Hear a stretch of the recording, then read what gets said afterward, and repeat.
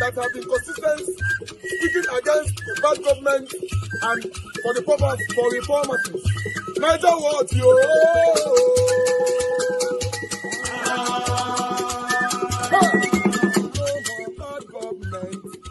No more bad government. Niger what? No more bad government. Niger what? No more bad government. The only media that have been speaking. No more bad government. The voice of the voiceless. No more bad government. No more bad government.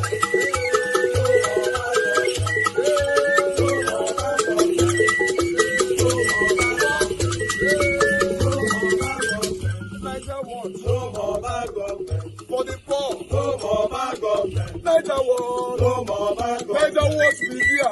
No more bad government. No more bad government. No more bad government. In Nigeria. No more bad government. No more bad government. No more bad government. The only media. No more bad government. The number one media in Nigeria. No more bad government. That have been speaking against government. No more bad government. Niger what? No more bad government.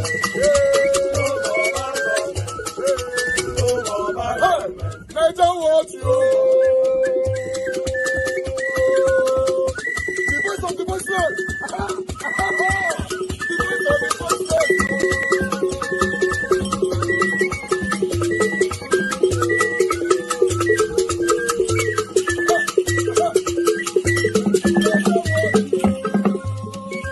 Voice for the voiceless. Voice for the voiceless. Niger what? Voice for the voiceless. Niger watch media. The only media that have been speaking against bad government. Being consistency since 1944. Voice for the voiceless. Voice for the voiceless. Umuwame. Voice for the voiceless. Umuwame. Voice for the voiceless. Voice for the voiceless. Voice for the voiceless. Voice for the voiceless. Voice for the voiceless. Voice for the voiceless. Niger watch you. We have been seeing all you guys have been doing, and we recommending to everyone in Nigeria, saying that you guys are the number one. Niger what you.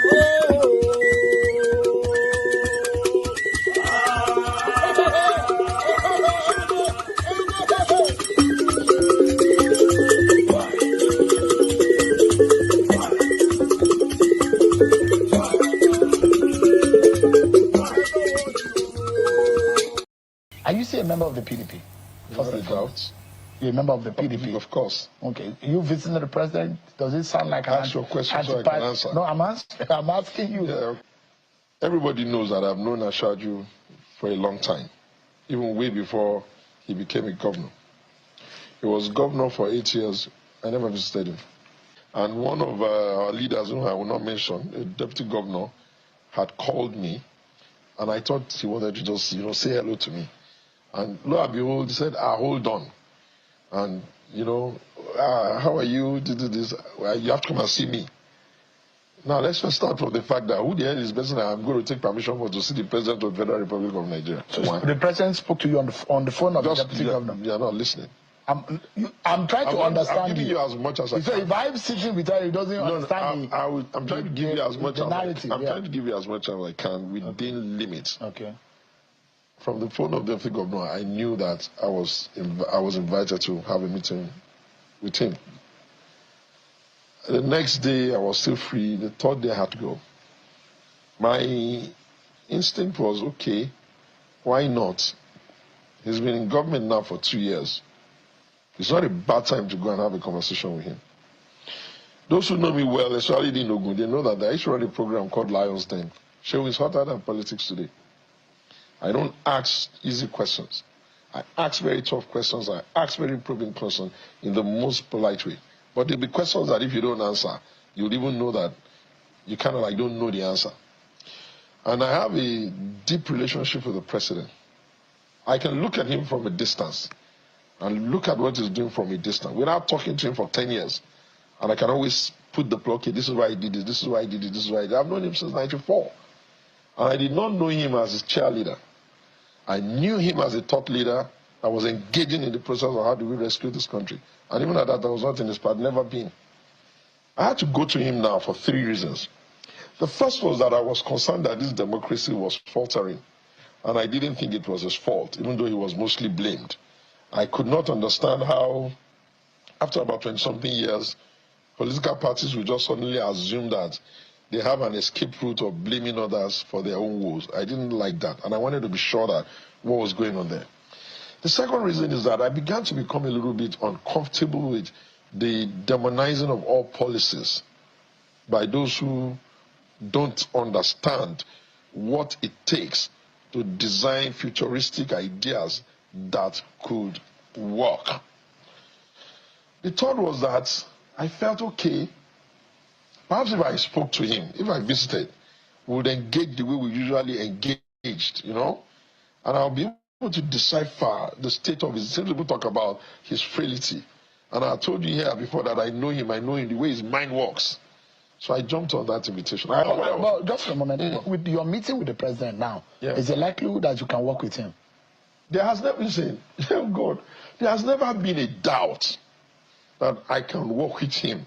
There's never been a doubt. Even as a PDP member, if he had invited you, they had given you an appointment, you would have taken it. I don't do that type of nonsense. If I am going to work with the president, I'm going to leave the PDP. Because I'm wondering, completely. Just a moment. What is the moment? Because I'm going to work with the president. I'm going to dump the PDP. So the question is, I've been here for 27 you have sat in this same chair and you've criticized. You think that this government is rudderless. Yes. Yeah, at the point you held that view. You also said that there's been a lot of ethnic concentration, lopsidedness. Yes, of course. And I feel so. Yeah, and you think that the way and manner this country is going under the Bola Tinubu government, although you said that you know him very well, but you don't think that the man is leading us anywhere. Those are some of the views that you have shared on this program. Do you see all those thoughts? So let me help you. When he set up his government, the beginning of the ministers, I was honestly not happy that some locations got more, and I was particularly unhappy that the Southeast got only 5. I didn't like that, and I didn't spare that. I didn't like that, and the reason for that is simple. I feel that to manage the balance of the country and to build consensus around decisions, all the critical components must feel that they are treated equally. But guess what? We talked about it, and he has balanced it. Most people don't even remember that commander of one of the agencies, Ogala, is an Igbo man. He has balanced it. He has balanced it. And then let me give you another one. Remember I said to him that I think that I thought that Yemi Cardoso maybe he was not, that maybe he was because he was a Lagos person from him. The president gave me an example that shocked me. Because I told him, I said, listen, what's this? And he said to me, Segun, do you know what happened to Yemi there? Because even I cannot even give him instructions if he doesn't agree. And he gave me a good example. I said, I won't tell you the example, but he just told me that. I told him, do this, do this. And I said, Mr. President, no. He said, I'm the president too. I said, everybody knows Yemi. His eyes are on the inflation and the money in circulation, that kind of stuff, and monetary policy. So, I asked him, what about Governor Ison Wiki? The kind of questions you can't ask him. But anyway, bottom line is that I have to be... What did he tell you about I will tell you that later, but let me finish. Because I've heard a lot of annoying jargon. Like, I can't visit him. Like, there are a lot of names people have called you. Sycophants, hungry man, that you are seeking for opportunity. That you are a lot of things that people have called you. You being a critic, you think Nigerians will not criticize you? I don't care about that. No, I can't stop because I invited you. Now I'll ask you the question. You are repeating. Let me just answer you. By the grace of God Almighty, I was born with a womb of a woman that had money. And I was born by a man who was giving his mates money even in the army. Please, I don't know that kind of poverty. We're just humble.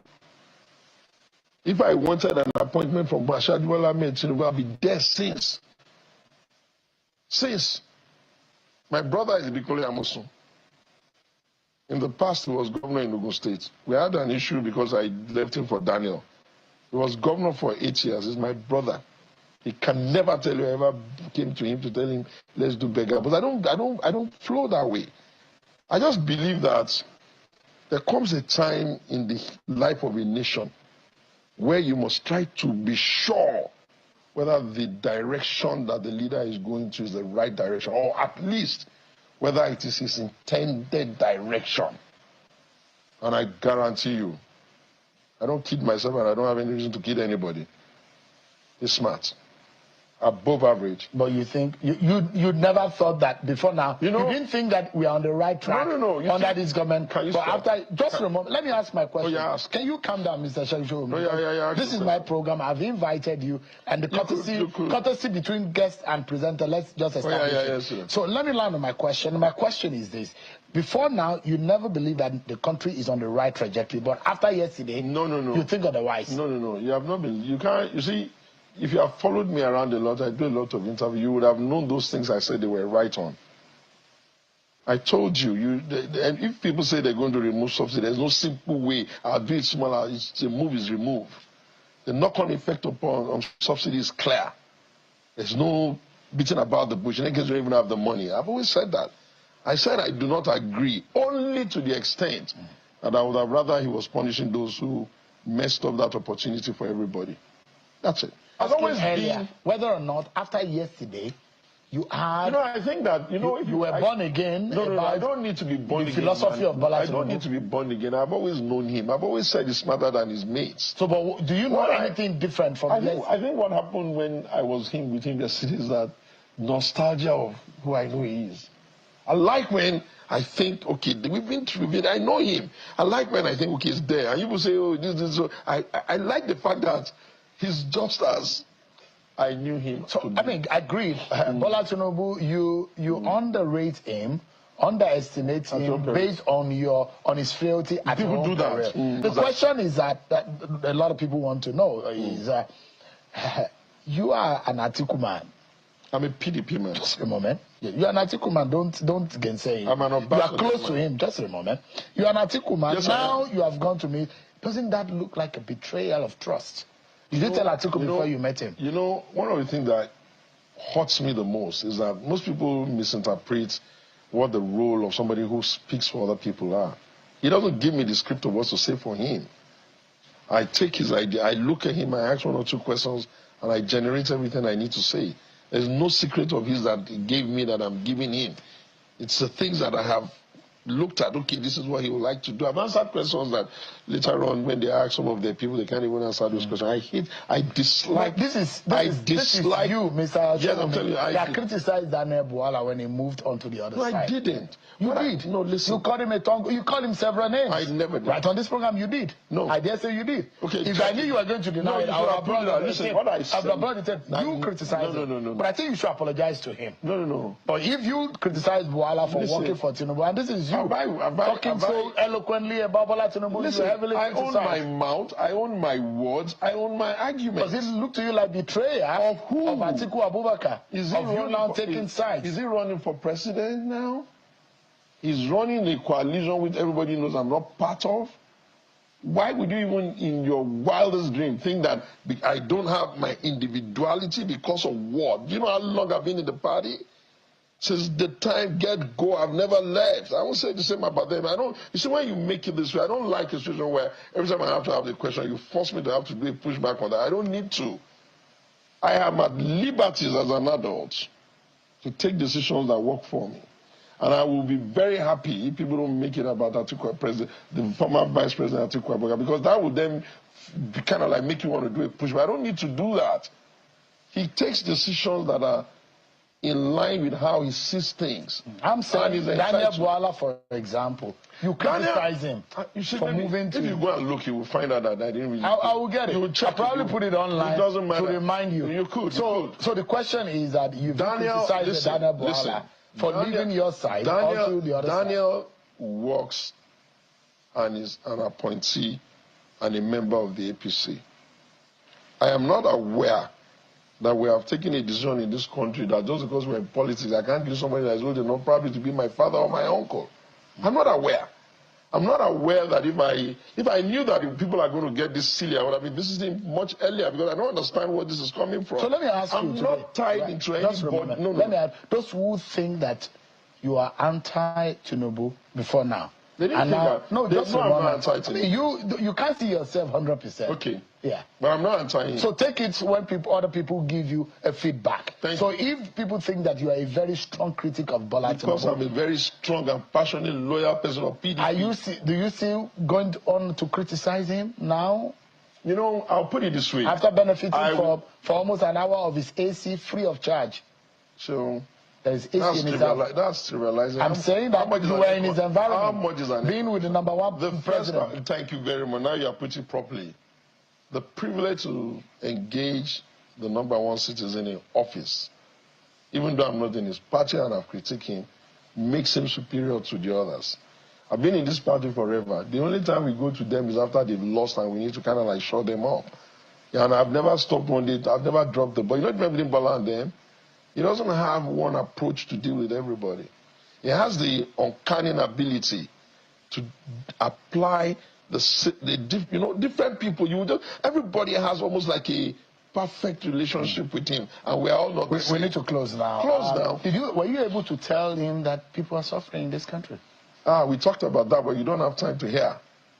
You don't have time because you allowed us to go into. Listen, I asked him a question about two things. I asked him a question about insecurity and what he was going to do about it, because we have talked about it in the past many years back. And I also asked him a question about food security.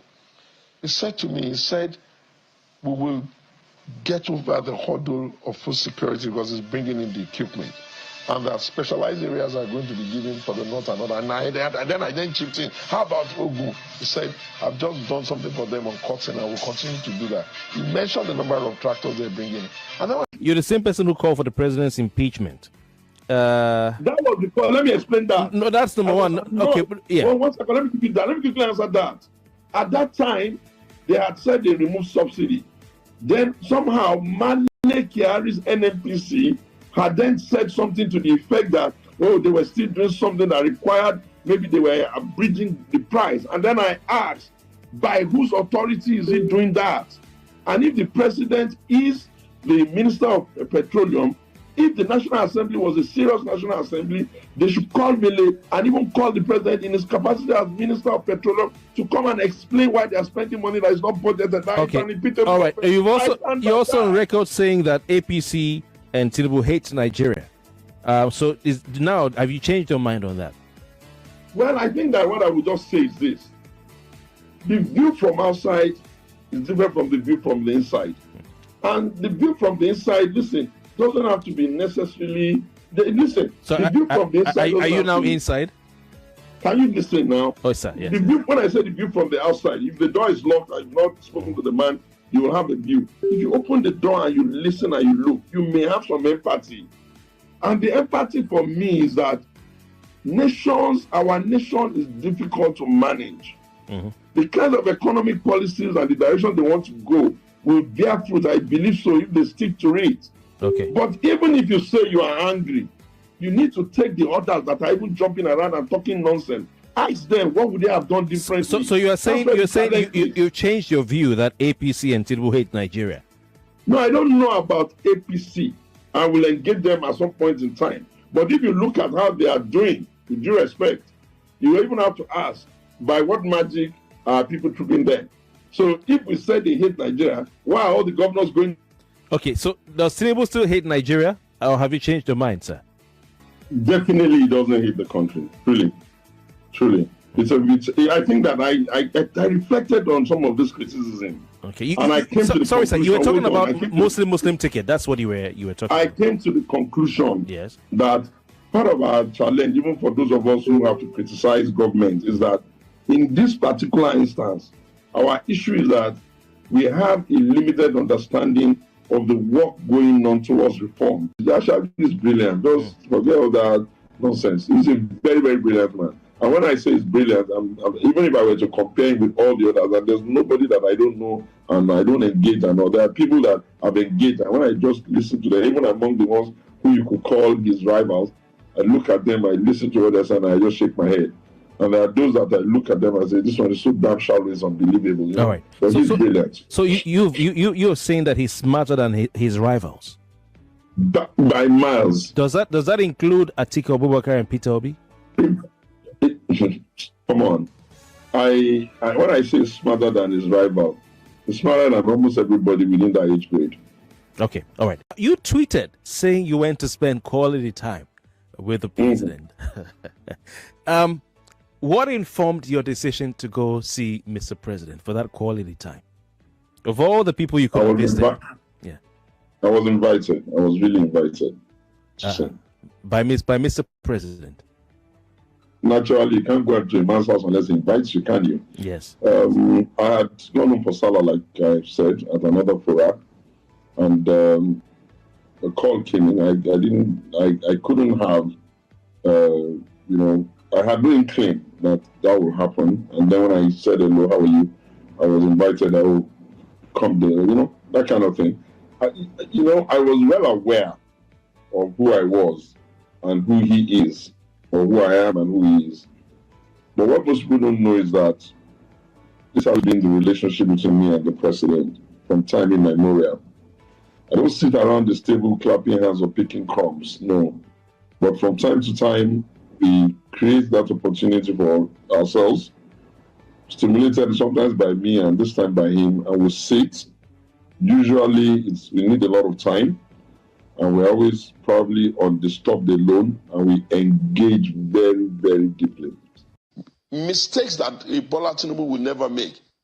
He wants to talk about perambulation, he go blah, blue, blah. What's all that? And it wasn't once, it wasn't twice. So if it's like that, they have to look themselves in the mirror and know they cost it for themselves, and not begin to stay in a foreign land on an organization that is not even up to the status of the Nigerian Institute of Policy and Strategic Studies, and begin to pretend as though all of the other organizations within the country, Nigeria, is not up to standard or cannot question them. And I think the media must be very firm on that. We will not have anybody who wants to serve us begin to give us the impression that it's bigger than the collective. So whatever it is that Delelake is talking about is hogwash. They need to come back home and start attending events. Atiku attends events in spite of the fact that he has been contesting for a while. So typically, Atiku will say, oh, my views are known, therefore if you call me, I won't answer. But he painstakingly attends it. And when you ask him questions, he answers. When you ask him questions that ordinarily some other person will say, oh, this is below the belt, he gives as honest an answer as possible. That's how you know those who don't consider themselves too big for all of us to try to do that on that. When they come back home, they should come and answer channels. They should answer Rice TV no matter how annoyed they are. And that insinuation of people blackmailing them, nobody's blackmailing you guys. You guys are the ones who are even known for underarm tactics when it comes to the way the state of the place. The only thing that has happened is that you are thinking that you are going to be...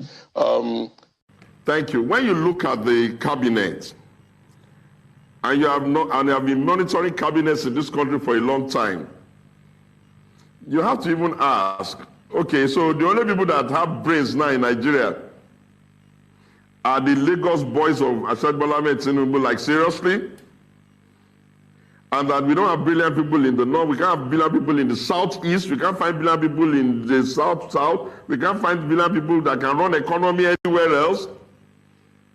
And so you guys are, well, I wanted to put it on record. And the reason why I did that, if we institute a culture of, bigotry and clannishness, when power changes hand, where will I have the guts to tell the new man to take it easy when they start behaving that way? You have to be fair on yourself. You have to be fair on your brother. You have to, so that you can be fair on others. I'm not one of those ones who will agree that we should criticize Buhari and then be rubbing the head of Asiwaju Bola Tinubu because he's a Yoruba man. And he's not more Yoruba than me. And I say on behalf of all of us, imagine what they are doing now. People are coming out and bringing our revered old culture and our old tradition to be using it for protest. Is that like a joke? Are they going to destroy even our tradition because of their mismanagement of the country? And you don't want me to speak up? No, I'm not like that. I'm not made from that material. All right. I'll praise them when they do well, and I will scold them when they don't do well. All right. Are there a lot of like minds like yourself who believe that President Bola Tinubu, is mismanaging the whole Yoruba appointment thing, in his government? Is there a lot of people who feel that way? The people that are Yorubas would like to say that let them take everything since it's their boys, their turn. Emi Lokan, now our turn. But sensible Nigerians from all other parts of the country who are more than just one clan will be saying, wait a minute. How come you have finance, you have CBN, you have custom, you have immigration, you have internal affairs, you have police? Come on. You can't be telling me that you're going to Dubai to have a conversation on energy cut down, something that as a Nigerian leader is even directly affecting the things that give you money. If at best they say they want to pay some carbon bills to encourage you, must you go there like frustrated children who have no parents at home? Must you go there with the largest groupings so that when you sit down there, they're looking at you with beggar bowls in your hand, all of you looking like Brazil beggars? And UAE has more delegation than Nigeria. With due respect, do you know what Brazil and UAE, do you know the size of their economy? They can afford it. They can damn afford it. That the height of what the Brazilians are doing is even the thing that's happening in the Amazon region, where they're trying to say, okay, don't cut the trees and all of that. And so because Brazil can do it, Brazil owns an airline manufacturing company, they own their own airline. Brazil owns their own oil and gas industry, they're not having any problem. Brazil can feed itself. There's hardly anything you want to eat in Brazil that is really important. If a company wants to manufacture as small as butter for them, he has to come and do it in Brazil. And then you will come to Nigeria at a point where you are telling us that we don't even have money. You have now suddenly reduced this country, this great nation of ours, to a nation that just jumps on every available invitation, carries all sorts of funny characters, people who have no business being there, including your children, to a process as serious as that. Why should the Nigerian government, the President of the Federal Republic of Nigeria at this time, why should he be doing as if he's never gone on a plane or gone to a seminar? There are 40 million Yoruba people in the entire globe. That's the estimation. There are 222 million thereabout people in Nigeria. There are 93 million registered voters in Nigeria. The verdict that is in Ashad Bola Ahmed, President Bola Ahmed Tinubu's hand, is by 8 million people. Shall all of us who are not part of that 8 million now say to ourselves that we are now at the proudest moment of our lives, wherein under deposition, documents are flying about, some saying female, some writing male, some saying he came with a social security number that is tracked to a woman. Some, look, let me tell you, Sheun, I know a lot of people who spoke the Bola Tinubu presidency into power. People like my very respected brother Femi Fani-Kayode, who must have their tongue clipped now because they will be greatly embarrassed. That is this what we have really become? And you know, Sheun, the painful thing about it is that we want the entire country to pretend as if Atiku is now so guilty because he has the stamina and the gusto to go through all this. Even if nothing happens from the Supreme Court, and if something happens from the Supreme Court, would this not be a line that we should never cross in this country? And I need to put it to you, Sheun, Atiku, this is not the first time Atiku has put himself in harm's way just for all of us. Even if you can't remember any, even though there are a plethora of others and court cases in court. One of them being the fact that a governor cannot just get up in the morning and remove his deputy. A president cannot get up and remove his vice. It's down to Atiku and fighting. The one that all Nigerians must even take a bow for is that, do you know how Nigeria would have become if it was really possible for somebody to stay in power perpetually and somebody had to stand at top time when even generals in this country were mooted? If Atiku has gone to Chicago to go and find the certificate, pray. Why wasn't the certificate produced in the first time? Why is the secondary school, why is it a secondary school that doesn't exist? We have been derobed. People in England are telling me now that nurses are going to have to go and redo their nursing qualification exam. You know why? Because we have now become a nation of cheaters. We have now become a nation of duplicitous people who cannot even, I mean, come on, even the back ends of some other countries. You know what the governments of the countries are doing? They're doing like this. They are whispering behind our back. And Sheun, when we wanted to go on this journey, one day I was on one of those programs, I was being asked, I always try to speak fact. I tried to say to even the president then that is immortality in the villa, because the contraption and everything put together does not suggest that this is the best that Nigeria can put forward. And before you start telling me about any genius economic policies, the reality on ground does not even suggest so. That team that he has put together could have been put together for any other person that will carry the honor, the integrity. Sean, do you know how I feel? I feel diminished. I feel that, are these the children of Bafemi Awolowo? Are these the people that Abraham Adesoya and the likes of them in AD, did they know all this and allow it to slide? Must we now get to a position in the world where we're sending like thousands and thousands of emails to one institution to ask for the same record that could have been produced? Did you read the deposition? Even the school itself must bury his head in shame. The school has a right to say, this is totally the position we have, and be unambiguous about it. They can't write that deposition in a manner that in one breath you get the impression they are saying, oh, he's with us, he went to our school. In another breath they are saying, we can't validate the society certificate. In another breath they are saying, vendors did it. In another breath they can't find the person that signed it. In another breath, Just a moment, Mr. This is what you get always in Nigeria, because we now live in a country of propaganda and lies, and they manufacture it. The problem we have in the Labour Party is problem instigated and sustained by the government of today. Where's the proof? I don't need to tell you. When you have a party chairman who calls the state governor a dwarf and dwarf thinking, forget about me. So it's not weak. Okay, I'm weak, but it's not weak. Is every other person there weak? So let's all be sincere with ourselves. Before they call you names here, you know it. You speak the truth and you call you names. We now live in a country of propaganda and lies and trying to put problems everywhere. They won't even put problems in families. Rufai managed and built a business locally and internationally, and they're thriving. By the time I left them, I've been chairman of corporations, quoted companies, director, and I've earned my respects. And I've been a governor. There's no place that I've shown weakness. Rufai, I returned school that was taken from churches 40 years that nobody could even dare mention. But these are the points people. These are the points people like Kenneth Okonkwo. Yes. These are the things they said against you. It's just Kenneth Okonkwo. Who again? But it's a valid point of view, it's an echo chamber. If 12 persons that followed Jesus, one went against him, how about me, who have millions followed, and you're counting those who went against me? Listen, people must go against you, or people must speak against you, and they own listen. I still remain consistent. I'm not changed. Like I said, Kenneth is my younger brother. He has his reasons for his actions or what he wants to do.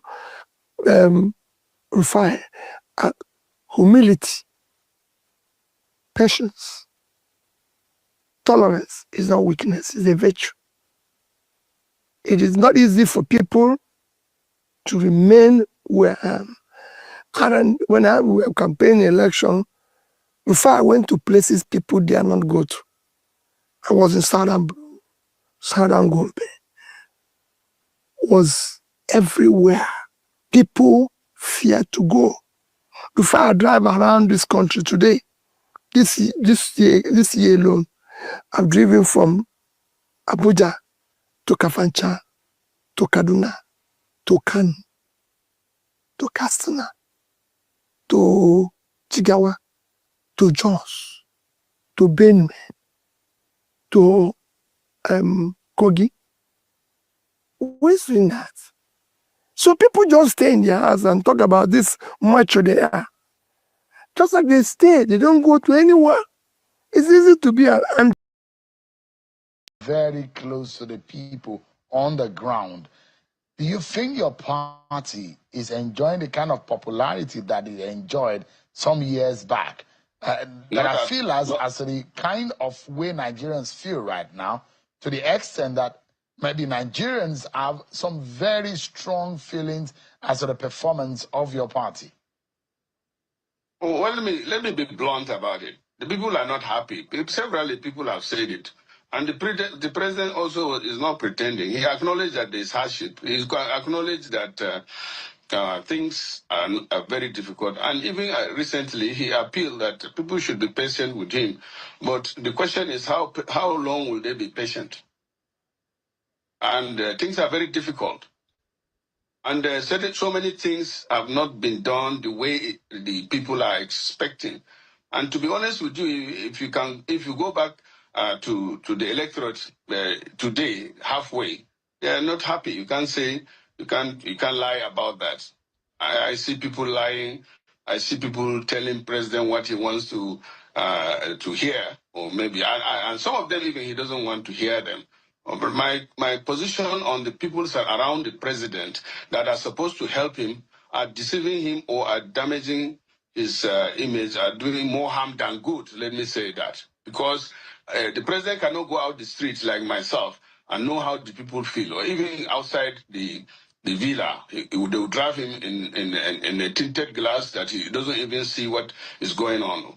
But so it is the people like us that represent the public that you listen to, and then you also get your intelligence from the people on ground. But definitely, except maybe for yourself, things are bad, very bad in the country. Some of them may be because of the bad policies. Some of them may be because of the global situation that we all know. But Nigerians are people that once they know the situation, they are realistic people.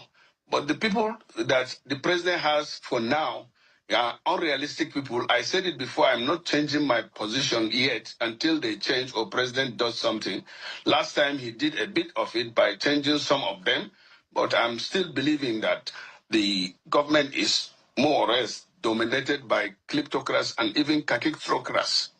That English seems to be unfamiliar a bit to me. Can you explain what you meant by that? Who are these people?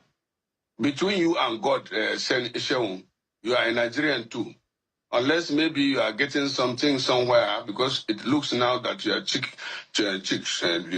this is getting filled up. I don't know what happened. You look fine. That's funny. But Senator, you said yes. Kakistocrats and kleptocrats. Yeah. Those are big English. You know you're a big man who schooled in the U.S. It's better for you to explain to us in a language we understand. Some of us who schooled here in Nigeria. What I'm saying is what do you mean by who are these people? They are. If there are no kakistocrats and kleptocrats, we would have been better off. And these people are around the president? Yes, of course. I said it last time that they are more or less. They have more or less kidnapped the president. So we are seeing some kind of cabals again, right? Yeah, it's more than cabal. If it is cabal, it's normal. You two, you have your cabal. I have my cabal as senator. My close friends, they call them cabals. These are people we spend all day to, and they influence my actions and inactions. But when you have kleptocrats and then kakistocrats means that people that are not supposed to be in the position are in the position, or they don't know.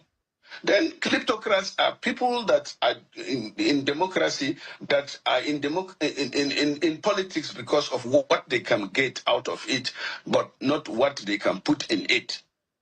You understand that? I mean, we always talk in parables about those who are behind the powers, who are manipulating power over the years, and this has gone on.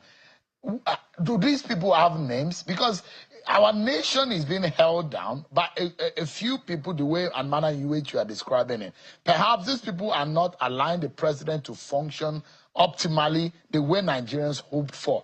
Who are these? Do they have names? What are their titles? You mean their titles? And their names? I know them, and I'm not going to mention them. You too, you know them. And you are supposed to be the one that should mention them because that's your work. He who alleges, Senator, you are the one who is saying that there are kleptocrats in the government. No. And would like to know. No assumptions here.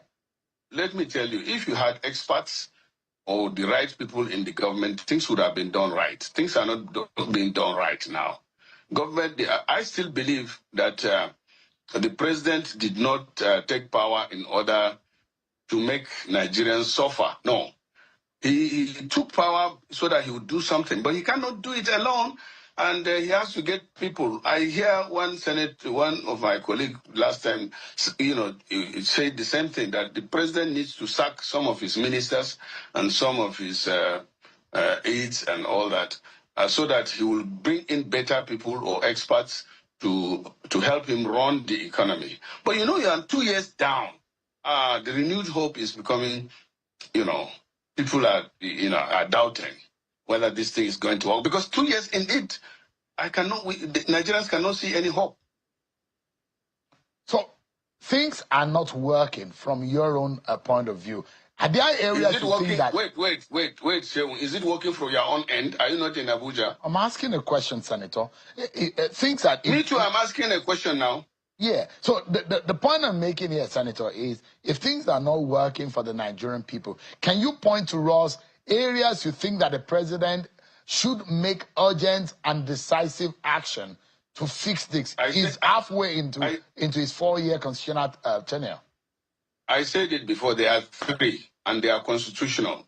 Section 14 of our constitution says the main purpose of government is security and welfare of its citizens. That is where the problem is. Then thirdly, tied to that, I've said it last month or even in April in a similar forum, that once the president can address the issue of security in Nigeria, which is relapsing, after we thought, for example, that things are improving, now we are in a dire situation. Even yesterday, 2 days ago, Burate was attacked. The front operation base in Borno, Burate was attacked. Their soldiers stood up to it, but they made destruction of our assets. They burned down. Normally these days now they go and burn down some of the assets. That is like MRAP, tanks, and all that, machine guns that we have. And sometimes they even, steal some of these equipment and go with it.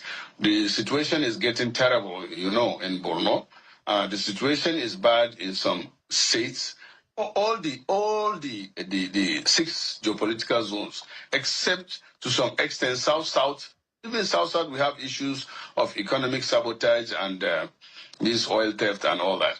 But Southwest is the only region that is relatively safe now. So the issue of security is number 1. The issue of welfare of his citizens. Yes, the president responded by increasing the minimum wage from 30,000 to 70,000. But as I said last time, it's not good to give somebody something with the right hand and take it. The purchasing power of Nigeria has gone down with the minimum wage of 70 and the rate of inflation.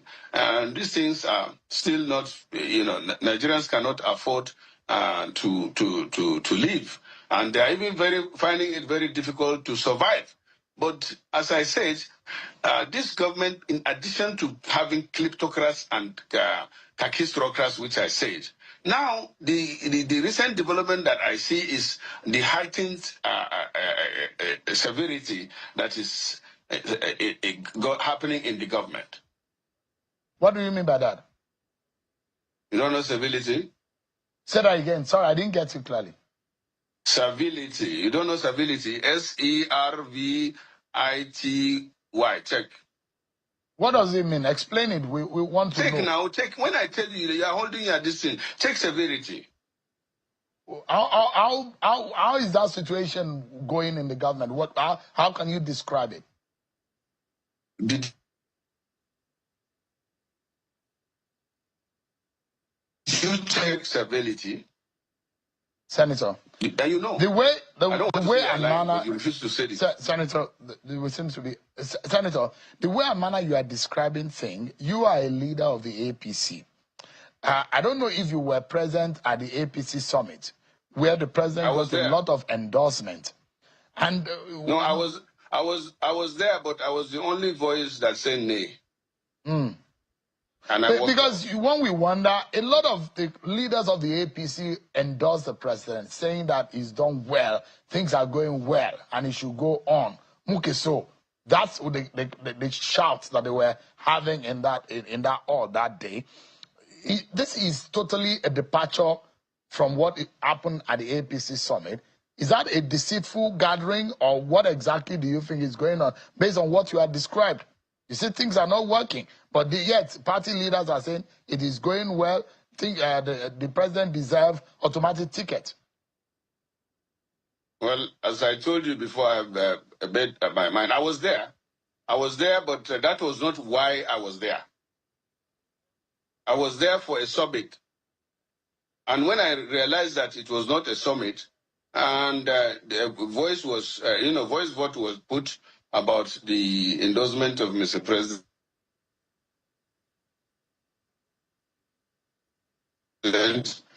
I just left.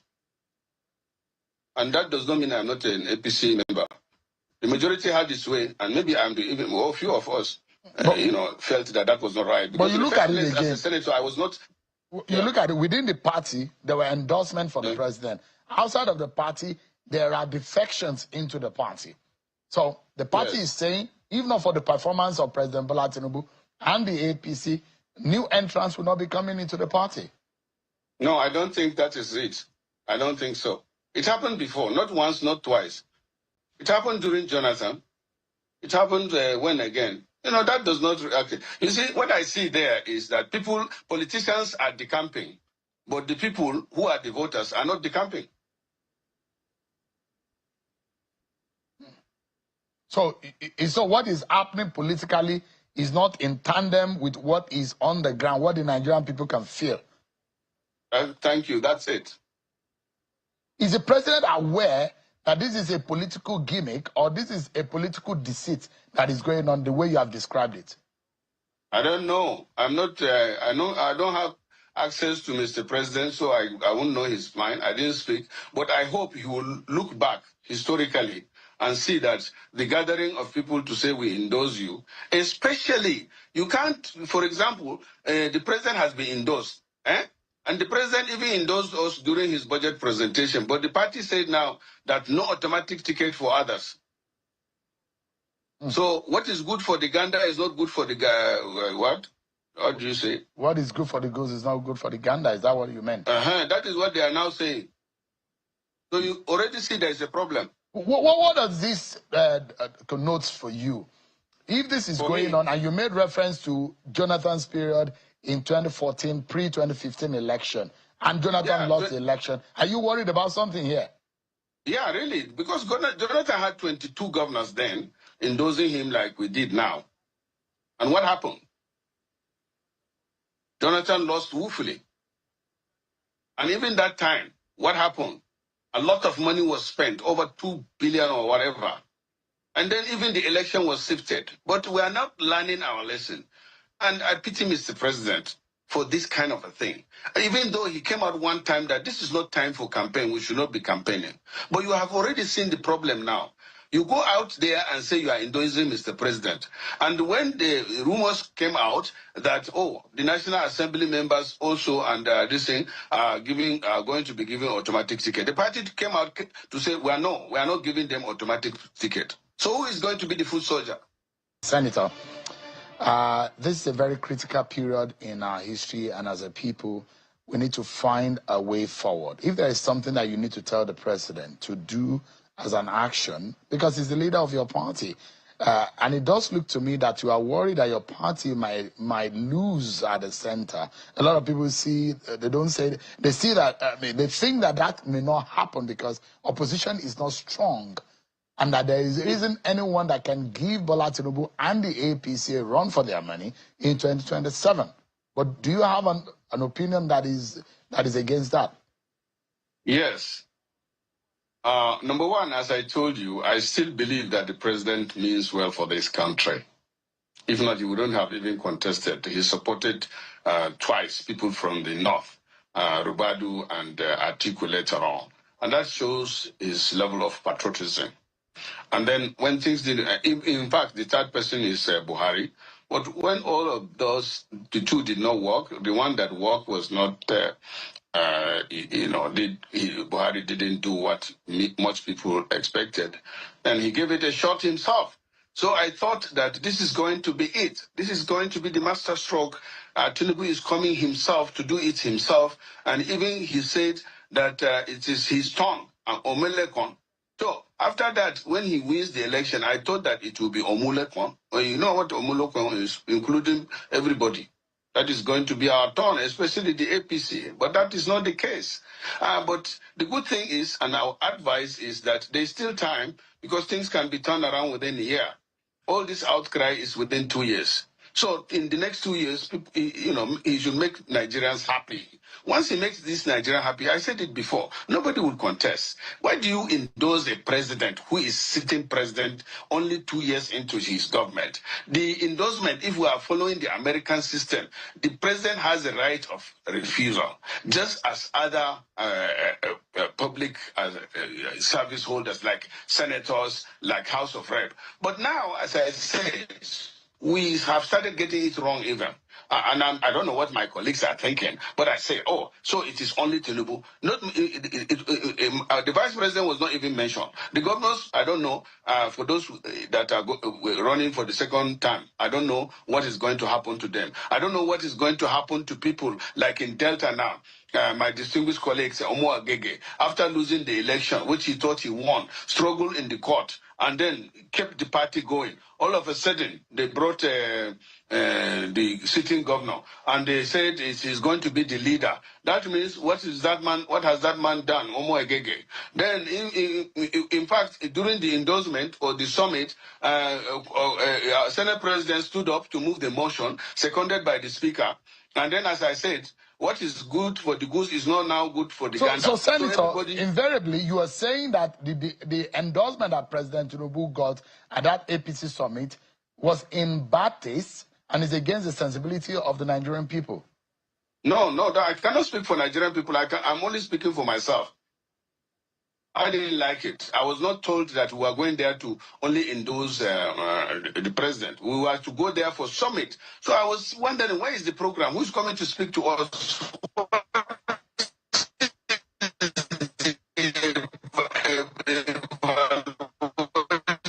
Oh, dear. It seems that some technology cabal have taken over your connection, Senator. As a matter of your parting shot, Senator, if you have the opportunity to speak with President Bola Tinubu now, what would you say? To stand up and say, oh, I will say to him, Mr. President, please listen to the people. Don't listen to politicians only, because it is the people that would vote for us. As I said, politicians are decamping, but the people who are the voters are not decamping. In those days, if you want to decamp to another party, you go to your ward, you go to your constituency, and all your people come out and surrender their decision. But these days, reverse is the case. People are decamping in the villa, and villa has only 1 or 2 polling booths only. All right, Senator Aline Dume. This one is a very sad one. Very, very sad one, and it's a breaking news. You all know Onokpasa. Onokpasa, the same Onokpasa that you know, as you can see right there on the screen already, is a breaking news. He don't die, he don't go. We are going to be recapitulating on some videos on this particular broadcast, or rather recording, for some of you that doesn't know him that much, to see his dramatic participation and all that on channels, or rather on Arise. You know, is an antagonism with Rufai, and his support for Tinubu, and how he also cried out that Tinubu dumped him after all he did for him during the 2023 presidential election. As you all can as well remember that the last video that Onokpasa did, we all stated on this particular platform, Nigeria Watch, that this man doesn't look well. Either he was hungry, or rather he was sick. Some of us suggested that we think this man is sick, while some said maybe he's hungry.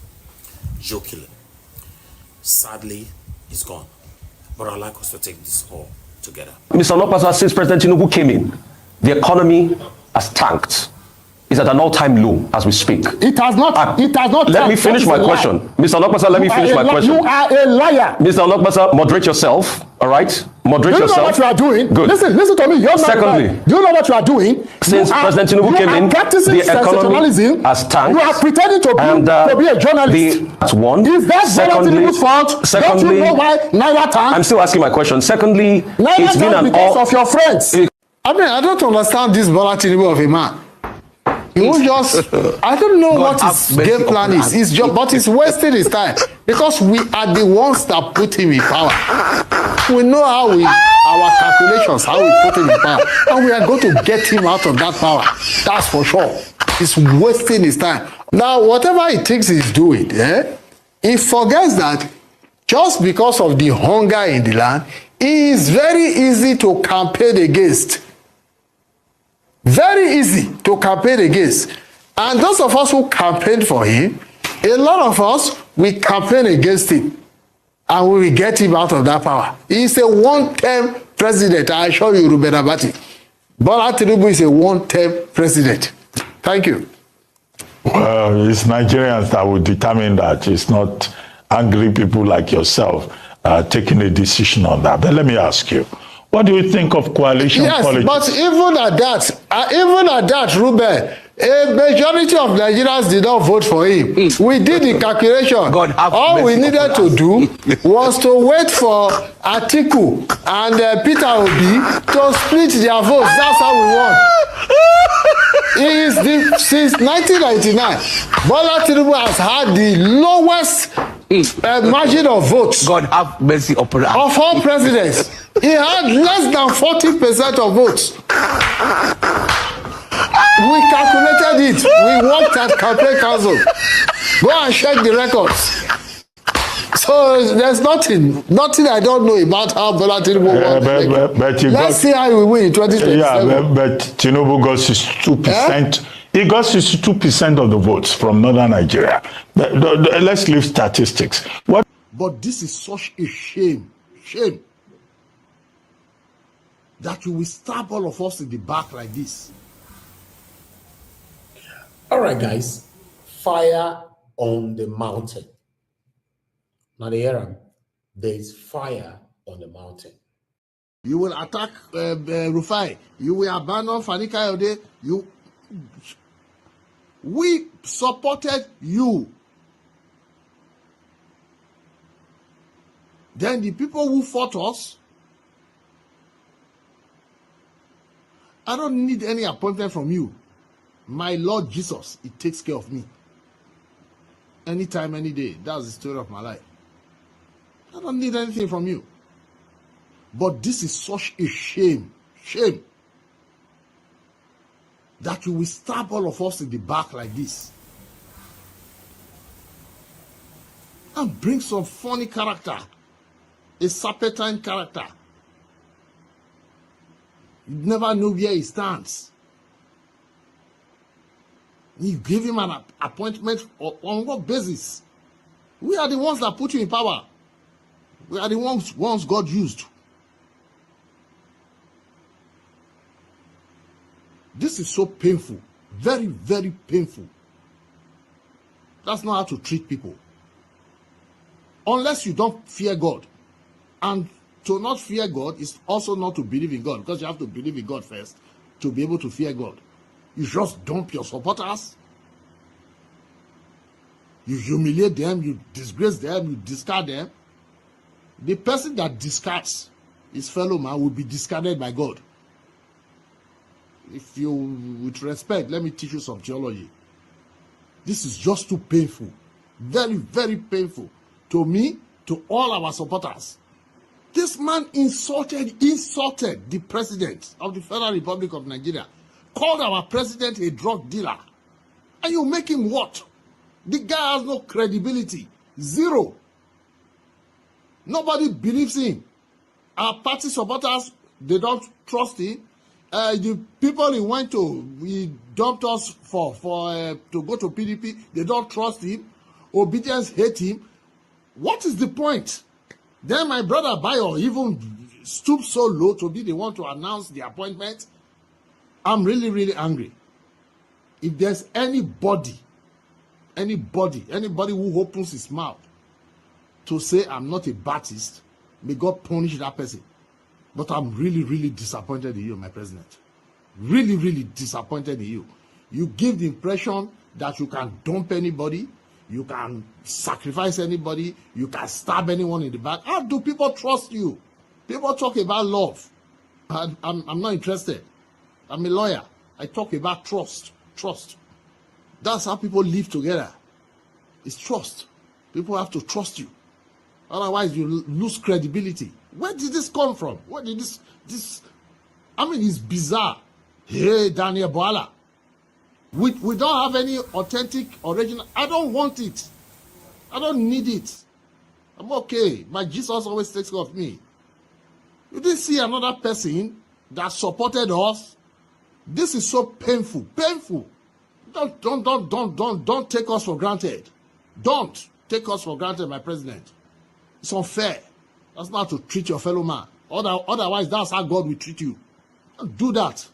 It's really painful. It's an insult to all of us. Now, why should you insult your supporters? We are diehard Baptists.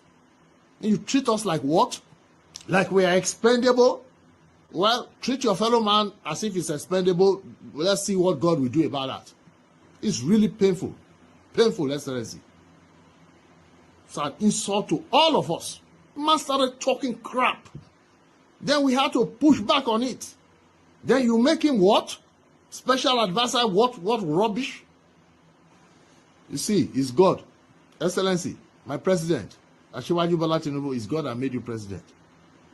As we say in Niger Delta in Urobo, it is somebody you use to do something. It's God that will use people to do something for you. So keep dumping your people. Keep abandoning them. And romancing with messed up human beings that any normal human being can trust. No problem. We'll see where it will all end up. We, the Baptists, we are really, really angry with this bizarre, macabre appointment.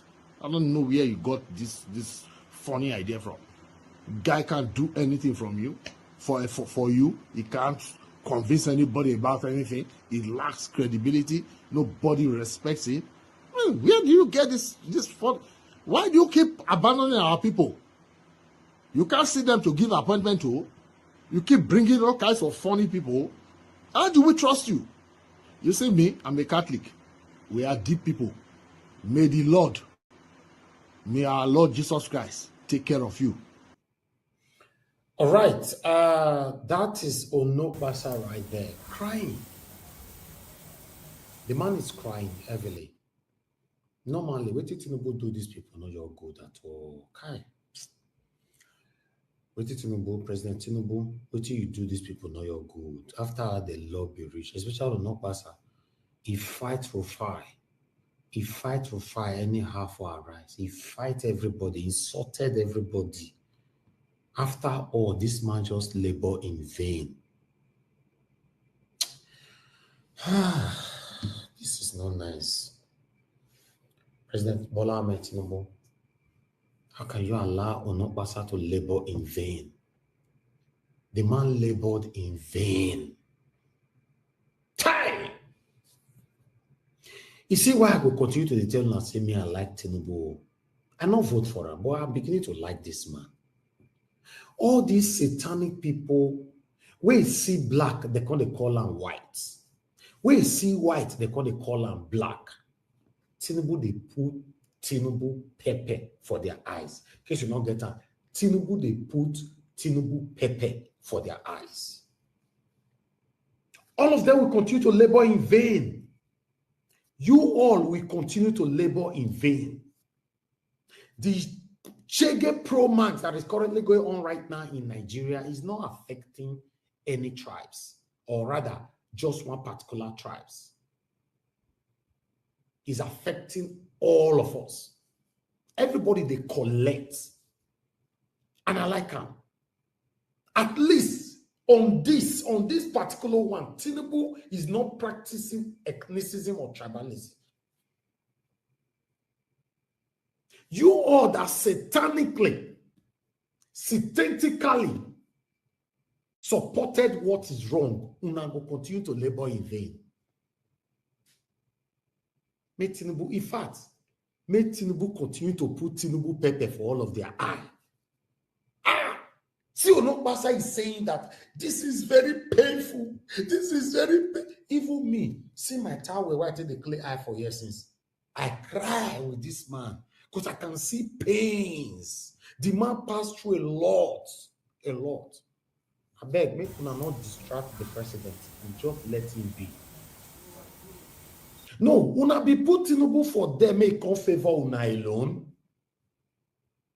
That was the plan. Make Tinubu can rule. Make it for favor una. Because according to you, Tinubu keep dumping his own people. Who is his people? Is Tinubu a president for one particular region or ethnic background? Who is the people that you people are talking about? Tinubu is abandoning his own people. Which people? Mr. Onokpasa, you should be ashamed of yourself for calling the president of a nation, a president of the Federal Republic of Nigeria, to focus on you satanic and everybody surrounding you. Allow him, make Tinubu continue to accelerate this Shege Pro Max. Bola Ahmed Tinubu, the president of the Federal Republic of Nigeria, I beg, accelerate more. Currently, petrol is between 1,100 to 1,200, depending on the petrol station you're buying from. Please, accelerate it. Let petrol become 10,000 naira per liter. All these satanic people will support what is wrong. Let all of them continue to collect goto. All of us, we are in together. So I call they say, call the court. You know they fear calling our president name anyhow. You know they fear. Let me read this for you, Onokpasa. As you can see right there, a man could become the next victim of the evil he celebrates today. Don't defend evil because it favors you now. It could work against you the next minute. Onokpasa, that one are for you and all the satanic people supporting your ideology. Now, small cry you see so. Again, where you go lament just now. Tinubu go send them, they go lock you for one corner. You all day there, they be where for. You they be where for there until Tinubu will finish. Anyway, I'll let you guys take it from there. I want to hear from you. Put on the comment section. Thank you. Wow, this one, it pained me. Yes, I don't have one-on-one with him. We have criticized him so many times as normal. I don't have anything against anybody.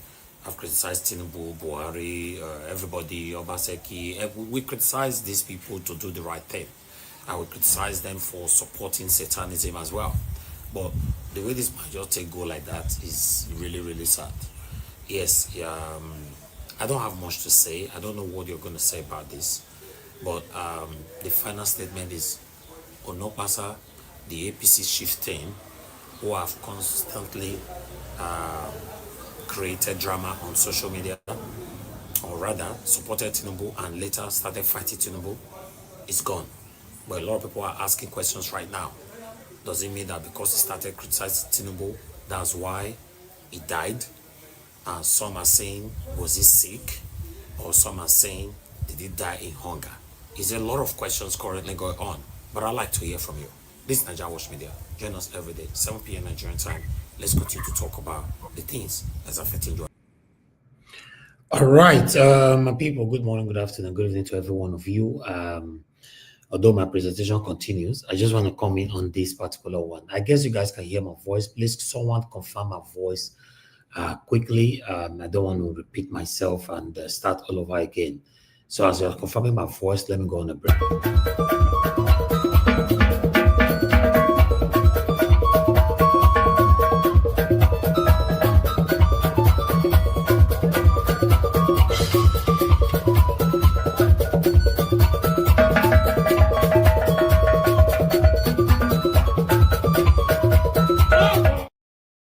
All right.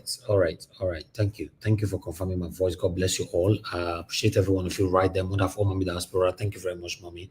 I appreciate you for all that you do. Thank you for always being there for us. Abu Azi, thank you very much, my brother. I appreciate you. Good evening to you. Good evening to every one of you right there. I appreciate every one of you. Mother Peg, Modi, Debsy, Timmy Dibe. Thank you. Handiwork, I can see you as well. Mike Akambari, and many more. I wish I can mention all this, Mr. Michael Organamaro, and many more, right? The Black Panther can see you. Thank you, Mr. Johnson Emmanuel, and many others. I want to say I appreciate every one of you. Thank you, George Blue Shell. It's been a while. Where have you been? Thank you so much. It's good to hear from you today. But let's quickly go to Onokpasa. Onokpasa is gone. I was shocked. I was actually shocked. I didn't see this. My sister have to send this to me, Mandarita. Mandarita was the one that drew my attention to this. I was not aware. I was like, wow, what? How? So I have to think back to the last video he did, which you and I, it was very visible that this man was not fine. He lost a lot of weight. As you can see, I deliberately put that picture right there on the screen that you're watching right now. You know, he lost a lot of weight, and a lot of us suggested here at that particular time that this man is sick or is hungry. But there's no way he can be hungry and lose so much weight like that. Unfortunately, it's gone. What I have to say right now is this. You that is listening to me today, I'm just going to talk to you. Anybody that is listening to this voice right now, or anybody that will be playing this video later on, I want you to understand that the opportunity for you to do the right thing is now. Nobody's guaranteed what tomorrow is going to come out to be. The opportunity for you to do the right thing is now. None of us is perfect. Yes, we all commit sin every day, one way or the other. The slightest sin is a sin, while the biggest sin is also a sin. But when you are deliberately doing what is wrong, you know this is wrong. The opportunity for you to do the right thing is now, because you are still hearing my voice. That means you are alive. You can do it now. You see, Onokpasa supported Tinubu for his personal gain, personal interest.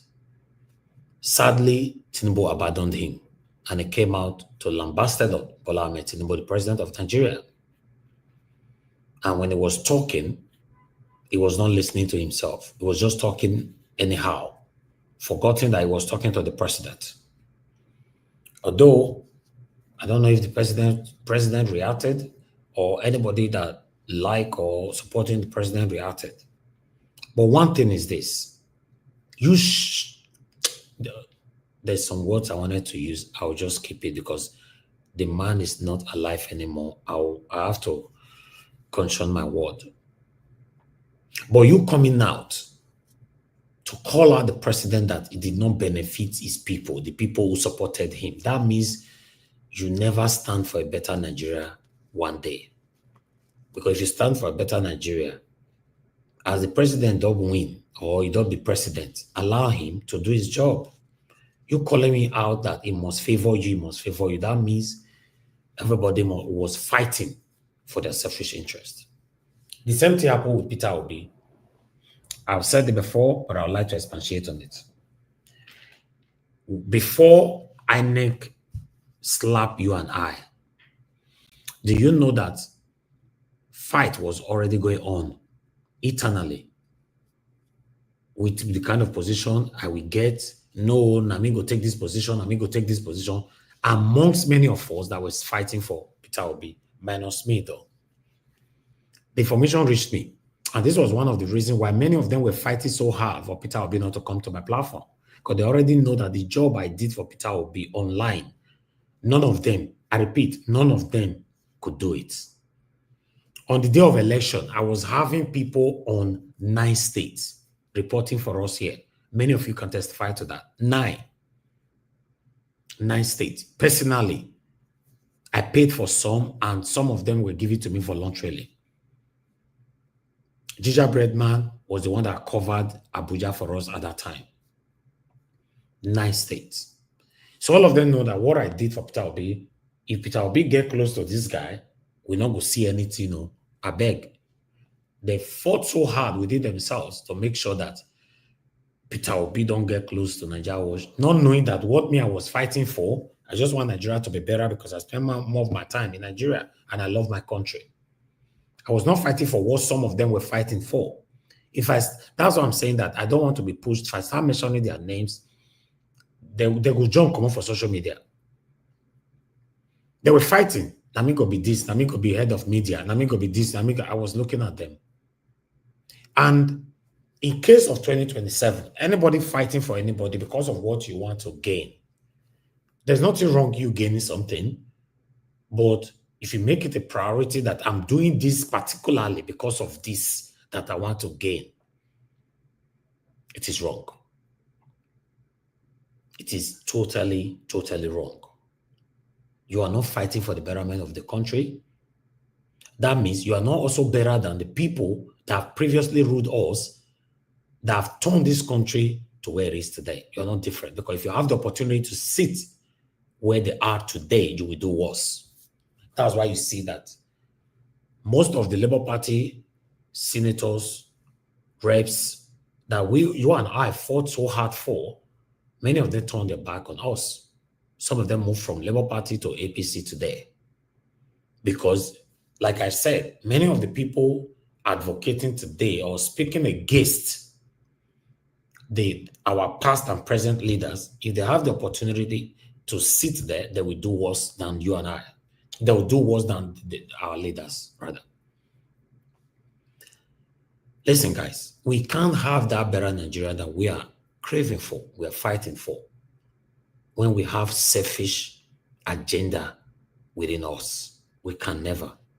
All my life, no politician has bought me a bottle of water before. None that I've never been offered. I've been offered several times. Not because I have much, but because I value my name. Because I look up to those of you listening to me right now. I don't want nobody to criticize. I don't like criticism at all. Even though sometimes criticism elevates us to a higher level in life, but it can only elevate you to a higher level in life if you are doing the right thing and people are still criticizing you. But not when you're knowingly doing the wrong thing. You can still be successful without not engaging in satanism. I'm talking to everybody. I'm not talking to Onokpasa. Onokpasa is gone. Although I tried my best to talk to him at that time, but he's gone now, right? It's just you and I left right now. It's not too late for you to stand for what is right. Nobody is a perfect human being, but stand for what is right and do what is right. It doesn't matter whoever that is involved. Even though it's your father, your mother, your closest power, stand for what is right. Good morning, good afternoon, good evening to everyone. If you appreciate you all, I'd like us to move on. Let's listen to audio. But I'm going to post out a link right now. If you're coming in, it's the best time for you to come in. Thank you very much, my people. Trending.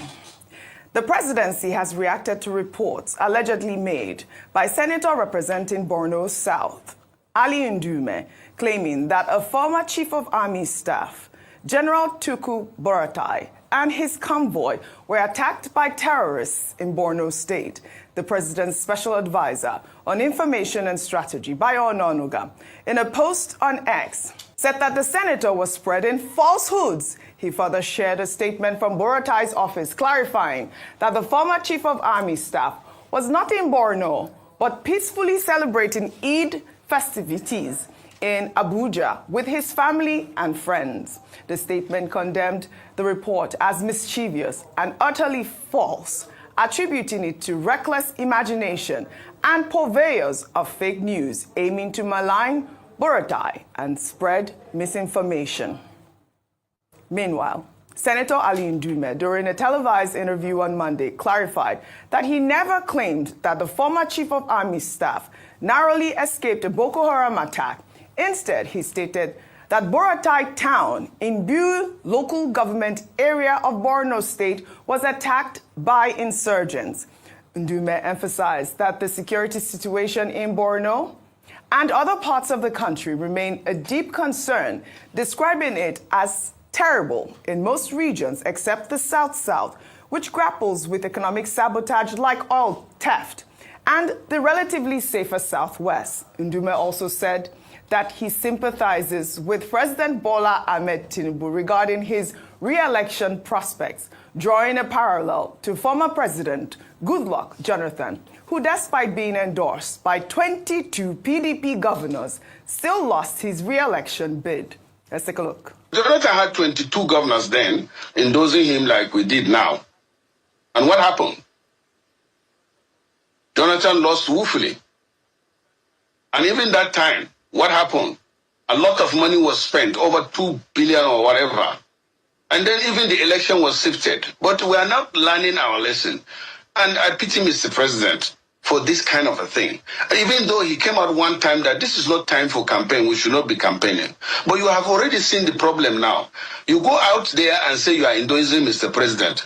And when the rumors came out that, oh, the National Assembly members also and this thing are going to be given automatic ticket. The party came out to say we are not giving them automatic ticket. So who is going to be the foot soldier? All right. Senator Ali Ndume here. He's been quite vocal. We know that, he's been always the type of person that speaks truth to power. As we saw here, he's making comments about the Jonathan administration. Dr. Bati. Dr. Bati, are you here? I'm here. Oh, okay. I called your name twice because I was looking at you.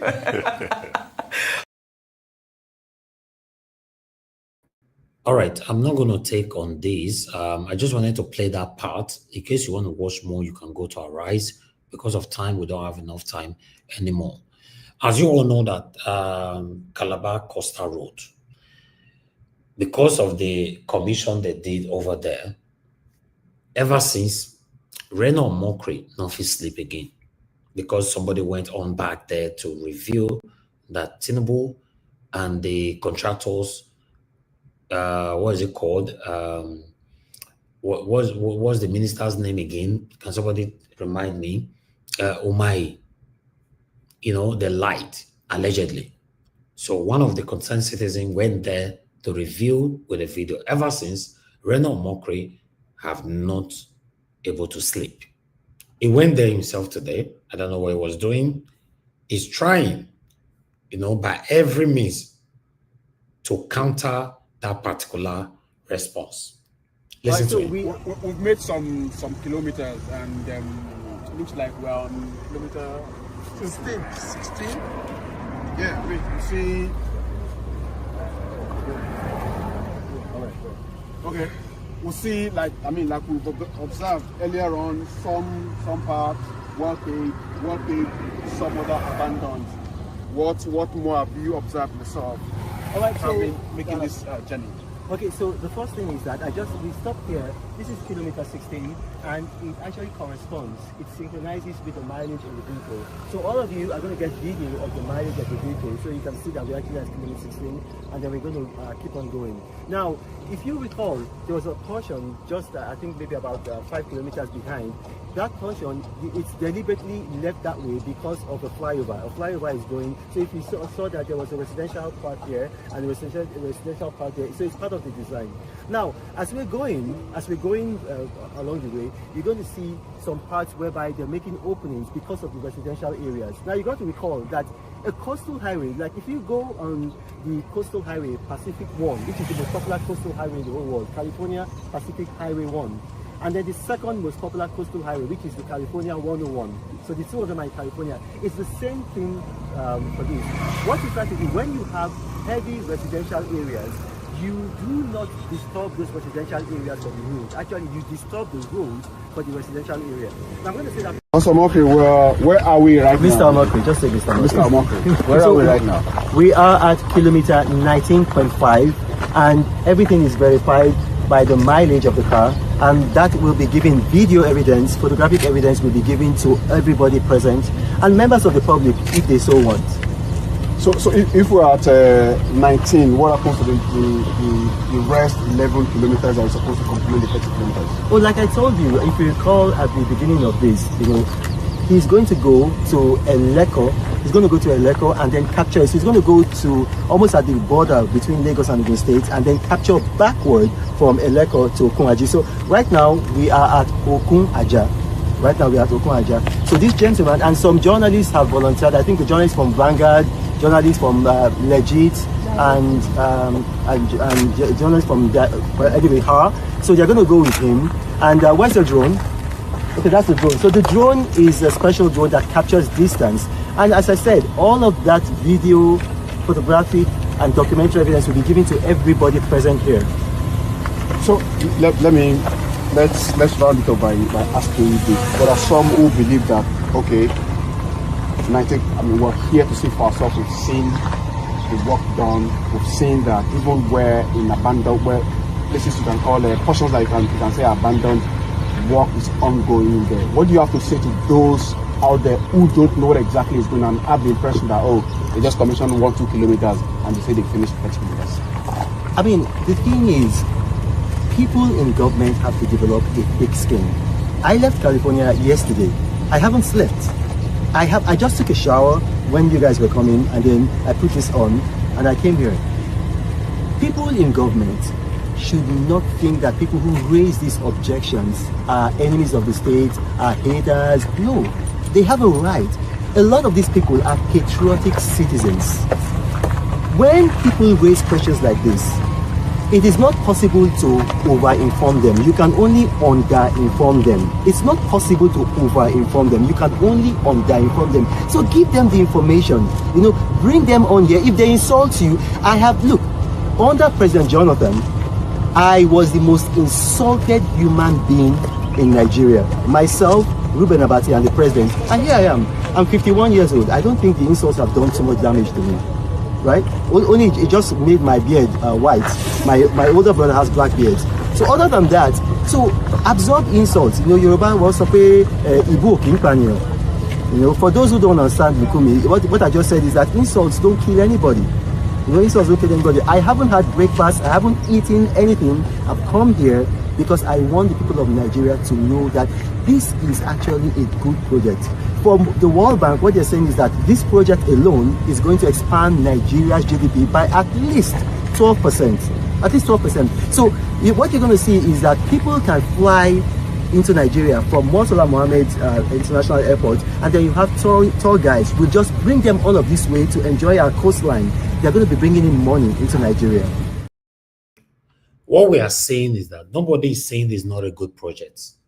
Reno Mokri embark on that journey or high service to prove to us that yes, the commission 30 kilometer, on the coastal highway, but it's just confirmed now with the journalists that 19 point something. That's what they could confirm so far, 19 point something, because there's speculation going on ever since that it's only 20 kilometers.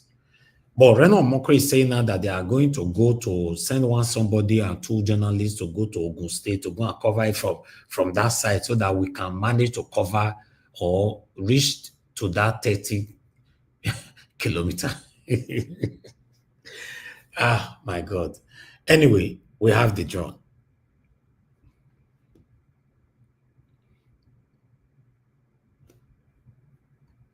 So what is the impact of this drone now? That is what Reno Mokri submitted. How do we now know that this one is completed the 30? Because 19 point something you give us just now, guy. What is the impact of this drone now? Make we see him, right?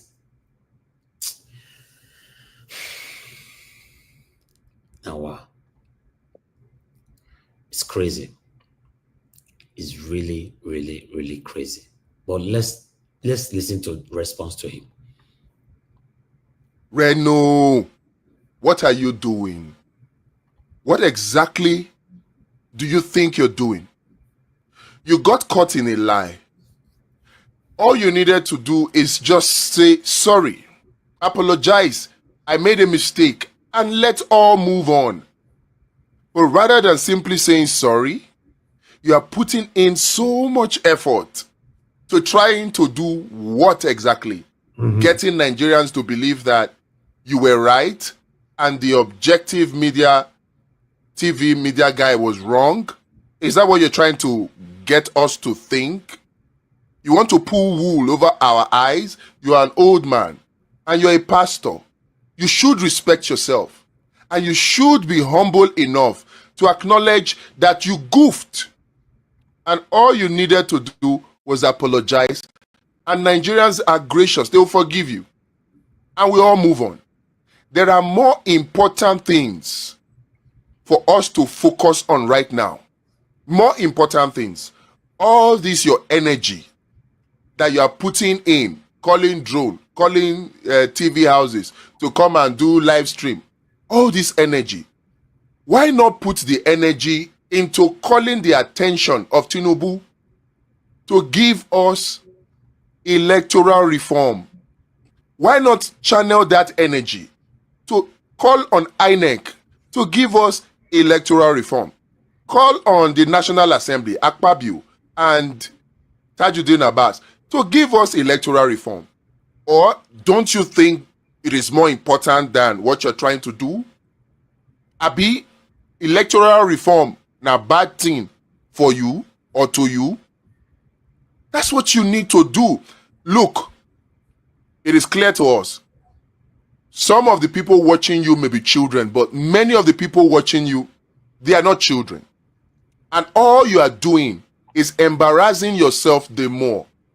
You are just dissipating energy in trying to sway Nigerians to believing that you were right. You were wrong. You lied. Your post indicated that you were talking literally, meaning that you were at the 30th kilometer. That was what your post indicated. Show that post to your children. Show that post to your wife, to your family member, and ask them to tell you what their interpretation of that post is, Reno. You were wrong. Now you have gone to bring this Bolahon guy. This Bolahon guy, well, pay him, oh. Make sure you pay him. And Mr. Bolahon guy, make sure you collect good money from Reno. Tinubu and APC government make una take am easy o. APC pele o, wherever your APC. Because the way una they go APC, maybe by the end of this your regime, the whole of Nigeria go rename, they go name am Bola Tinubu Nigeria PLC or Limited. Because as it be today, so now, it is not about governance, it is about sycophancy, propaganda on steroids. So everybody where they around the president, it is a battle for who go become the sycophant in chief. Nigeria. Nigerians, you will not see this talk where they shout about fixing INEC and electoral reform before 2027. Nigerians, make una shine una eye. Do not let affliction to rise the second time, because now our life na in day at stake. So today for Abuja, International Conference Center, ICC, where they renovate as they renovate and by this government, Minister for FCT Wike don't change the name. They don't rename them to Bola Tinubu International Conference Center, Abuja. That International Conference Center, they built them since 1991. Oh, not be the first time where they don't renovate them. It was even renovated in 1999. They don't renovate them before. But as these ones don't come now, they don't renovate them. They don't change the name again. And not even the first time be this. In fact, within a space of just 11 months, about 5 national institutions have the name don't change to the name of the sitting president. Not be said they know they name things after former leaders, so, but according to ethics and protocol, because of integrity, now mostly the next leadership, when they evaluate so that there will be merit, they can name it after former leaders based on your contribution to certain aspects. But today as we did, they don't rename barracks for Asokoro to Bola Tinubu barracks, not minding the criteria for military naming of their facilities and institutions to honor the contributions of fallen heroes who contributed in the security of the country. They don't name them after president. There is Bola Tinubu Polytechnic for Gwarimpa.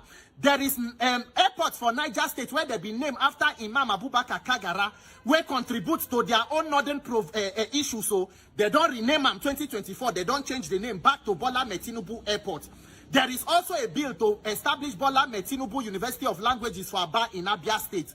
National Assembly Library, where they renovate 2025 to Abi 2024, they don't change them to Bola Tinubu Library, Abi Bola Tinubu Center. So maybe by the end of Tinubu administration, we go don't even they name our churches and parishes to Bola Tinubu Parish, Bola Tinubu Cathedral, Bola Tinubu Diocese. But in all, the question be say, is that how they go put food for the table of Nigerians? Shena by naming institutions after the leader be president, now so insecurity go end. If to say as soon as they name, now so government they better, coastal highway don't complete, they don't fight corruption, if or even good. But all of these names are naming after the leader. How does it translate into the betterment of the lives of the people? Now psychophancy upon psychophancy. So when another leader come himself go sit down and decide to they change the name to also fit in on this thing. APC, Nigeria day before APC and there will be Nigeria after APC. Nigerians, if we not sit down, allow the consolidation of the criminality that took place in 2023 called an election, now our own life now we they put at risk. Because as it did now, the slogan for the government was even a milocon, now my turn. Not be say anybody come to say I want to be Prime Minister Lee Kuan Yew of Singapore or I want to be your Nelson Mandela. Now my turn. So anything where they happen, so now my turn to rename them. I can name even your house after my name. I can name even your town when I say when a family name, make when I change them to the president name. It doesn't matter anymore because there is no ethics. There is no bar for governance. Before they go say they lower the bar. Now there is no bar. Nigerians, we must unite to fix governance. We must take our personal life seriously because what Nigeria is today is a huge joke. Nigeria exists so that other countries can learn how not to govern their countries. This is the textbook definition of how not to govern a country. And if you think that the people where they do, now them they at risk, the joke is on you and me, who are the ordinary citizens. We go continue to pay and make up for the recklessness and rudderless leadership provided by this set of people. Renaming of institutions. Hi, this is your body, Dr. John Esegohi. The news that a new school, which is called Military School for Islamic Affairs, has been established, should call for an uproar by right-thinking citizens. This is to stem the tide of the diabolical plan to Islamize Nigeria. Because when the military is controlled by certain people, they are the ones that control the nation. So for Christ's sake, why should we have a military school dedicated for Islamic affairs? Is it Islamic affairs they are supposed to be studying when they're in the military?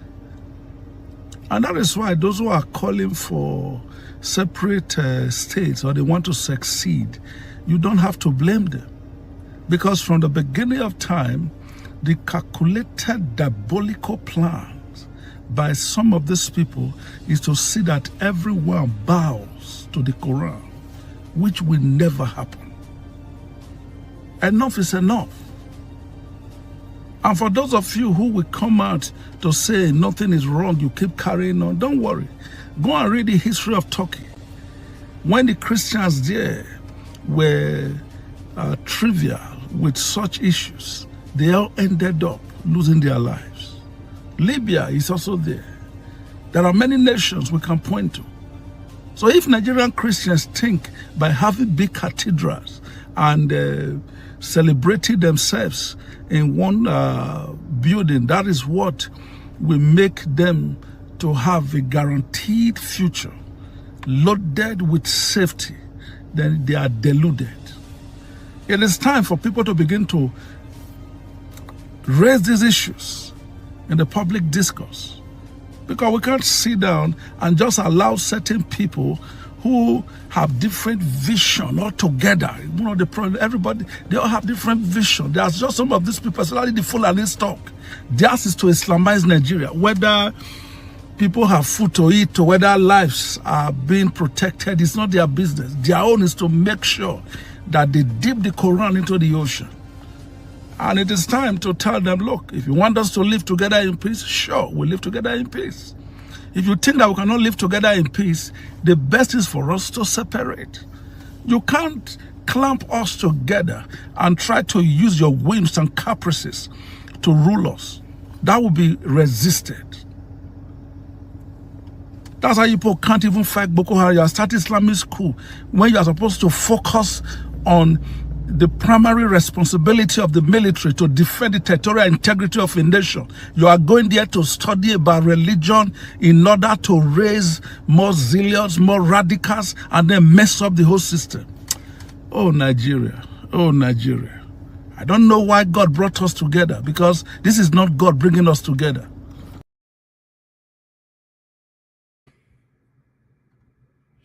All right, guys, that's all I have for you guys today. For those of you that want to call in, this is the best time. Madam Deborah, you were calling in earlier on. If you're listening, you can call in now. And for those of you that want to join the platform, come in. I already have one person here. I'm good to go. I appreciate every one of you. Thank you so much. Press on the like, help us to share. God bless every one of you right there. I already got a super chat earlier on from Josh Blueshell. Thank you so much for the super chat. I'm very, very grateful. Mike Aklambari, my brother, I appreciate you as well. Thank you so much for all that you guys do. Thanks for the encouragement. Thank you, thank you, thank you. Mother Deborah, please hold on for a minute. I got this comment from Amaka O. Amaka O, he said, I love how these people are making fools of themselves because of one person. You left this comment about 30, 40 minutes ago. Yes, I have to save that particular comment because that one, it shocked me. I'd be surprised how they are really fooling themselves just because of Tinubu. All of them have become a stammerer. They have become nuisance just because of one person. It's so disgraceful. Let me take this call. Mother Deborah, good evening to you, ma. Please talk to us. Yeah, hello. Good evening, Mr. Elvis. Yes, ma'am. Good evening to everyone. Mommy Diaspora, thank you for the good work you're doing. And all our viewers and commenters all over the world, you're all welcome to today's program. You've showcased a lot of videos, and let me start first by saying, sending my condolences to the family of Onokpasa. You know, our prayers are with the family, especially the wife and children. It's sad. The death of anybody is a sad one. I remember the last time that you showcased him, I said, this man looked like somebody that is fighting like a sickness that is like a critical sickness, like something that is terminal. The way he's looking, you can tell that he has like a terminal condition. So I'm not too surprised that he passed away. I hope he passed away naturally, because in Nigeria this happened too. One cannot eliminate the fact that all these politicians can go extra mile in doing anything or trying to take away anybody that will stand on their part. But like I said, our prayers are with the family, especially the wife and children. So let me quickly go to the Segun, the one that went to meet Tinubu. I think it's just a normal trend. Was it last week or so we saw the Bakari did his own? You see, I feel most of these people come out to criticize so they can get attention of Tinubu. And if Tinubu sees them that, okay, this person can be useful to him, he will invite them and settle them. And as soon as he settle them, they will all start stammering. They don't have shame. They all have a price. Imagine Tunde Bakare that was talking that day as if he was very, very courageous. And the next minute, he was talking like somebody that does not know how to talk again. So they all have a price. I'm not surprised. Tomorrow, Tunde Bakare will come and tell us that Tinubu is so. Yes. Maybe in 2027 now, he will come and tell us that Tinubu has become so. So they all have a price, you know. They can say one thing in the morning, and as soon as they give them what they want, they will switch. So far, the only person that has proven to be someone that has a bit of integrity so far is only Peter Obi that I can say, and I'm sure that they have offered him so many ways for him to compromise. But so far, he has been able to stand on his conviction. Even if he's not able to get to become the president tomorrow, I will still respect him. But the fact that he stood on his conviction, and that's very, very important. It's better you die for what you believe in, you know. So even if Peter Obi, which I don't pray for, I hope he becomes the president. But even if it happens that tomorrow he's not, I will still respect him. Of course. Because we don't have very many people in Nigeria that can stand for what they believe in. It's very few people like Mr. Elvis. Very many people, they say one thing, as soon as they compromised, they say one thing, and the next minute, when they are offered position or offered money, they start saying something else. That's what we are seeing. For 2027, we are going to have many more of them. Very many more of them will defect, will start saying something else. You know, they don't have shame. Then there's this important video that you showed, I think about the last one, when this man was talking about the Islamic military something. It's sad, but you see important news like this, we will not channel TV or they won't talk about things like that. That are happening on the ground. These people, with their plan, they are going ahead with whatever that they are doing.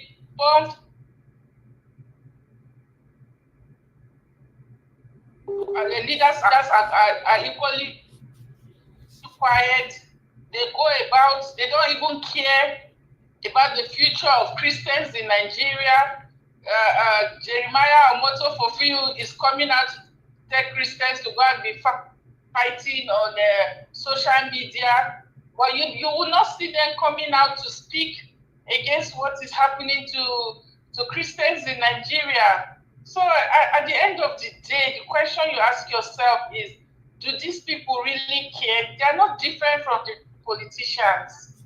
Honestly, they are not. A lot of them are politicians. It's just that they are operating differently. But in Nigeria, your line is breaking. They are. All right. Mana Deborah, the line is breaking. Oh, sorry. Can you hear me now? Yeah, we are hearing you. It was breaking. Hello? Yes.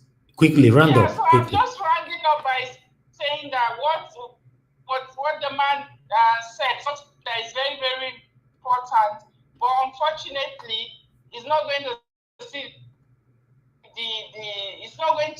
nobody is going to talk about it.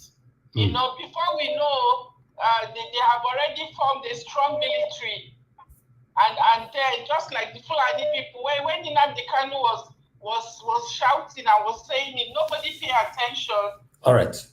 And today now, what are we seeing? Fulani are everywhere. Now they are forming a military in Nigeria, but nobody is going to say it. Nobody is going to talk about it until one day we will wake up and there's Islamic military all over the place. It's sad, but what can we do? The people who are supposed to fight for us, the people the politicians who are supposed to speak for us, our religious leaders who are supposed to speak for us are all after their own personal interests. Thank you so much, Mr. Elves. Madam Deborah, so much for your good work. Thank you so much. Thank you, ma. Thank you. Yeah, thank you, sir.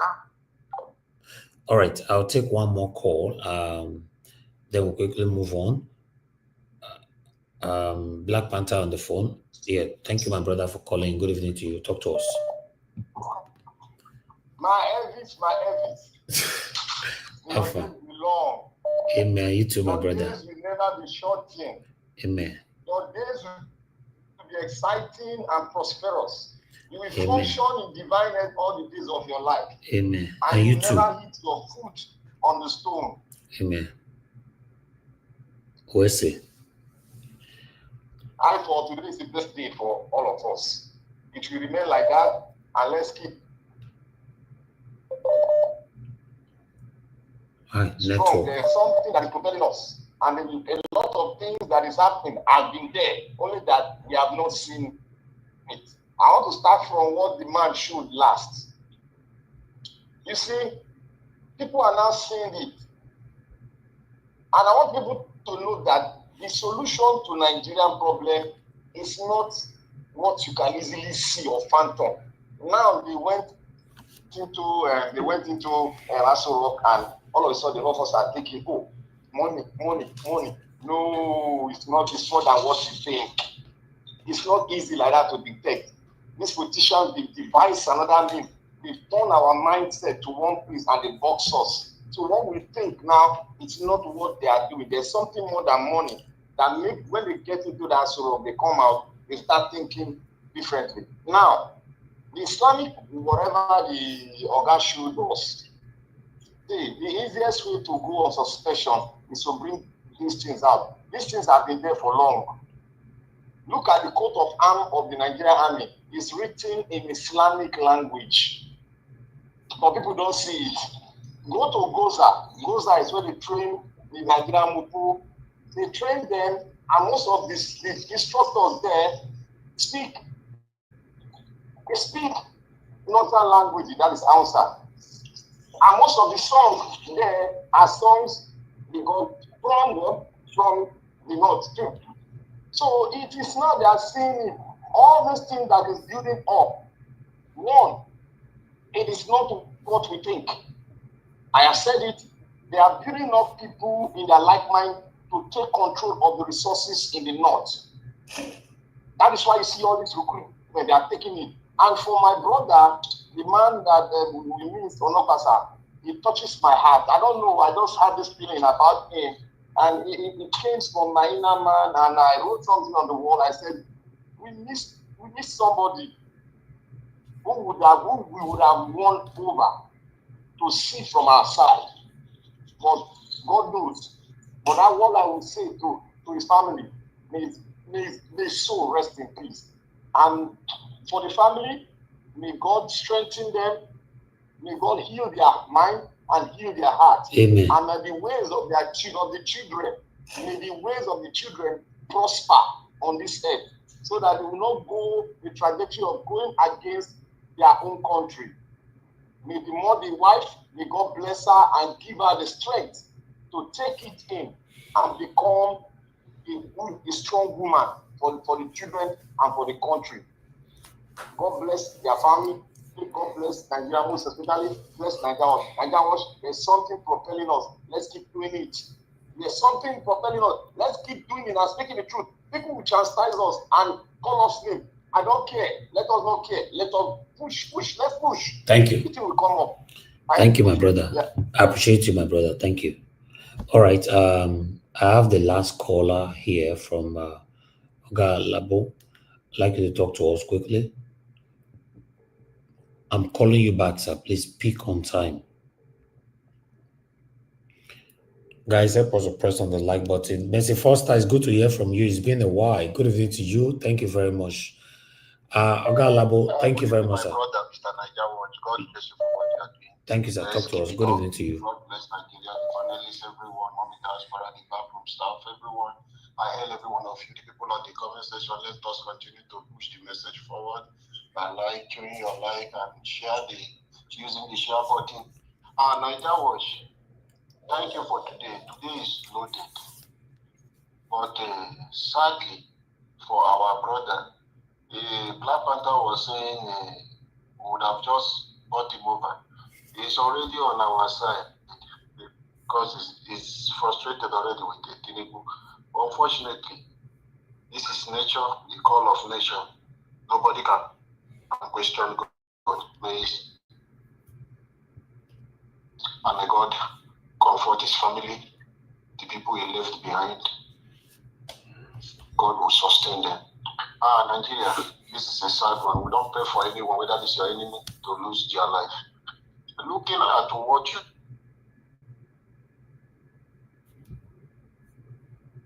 There's one question. I keep asking these people.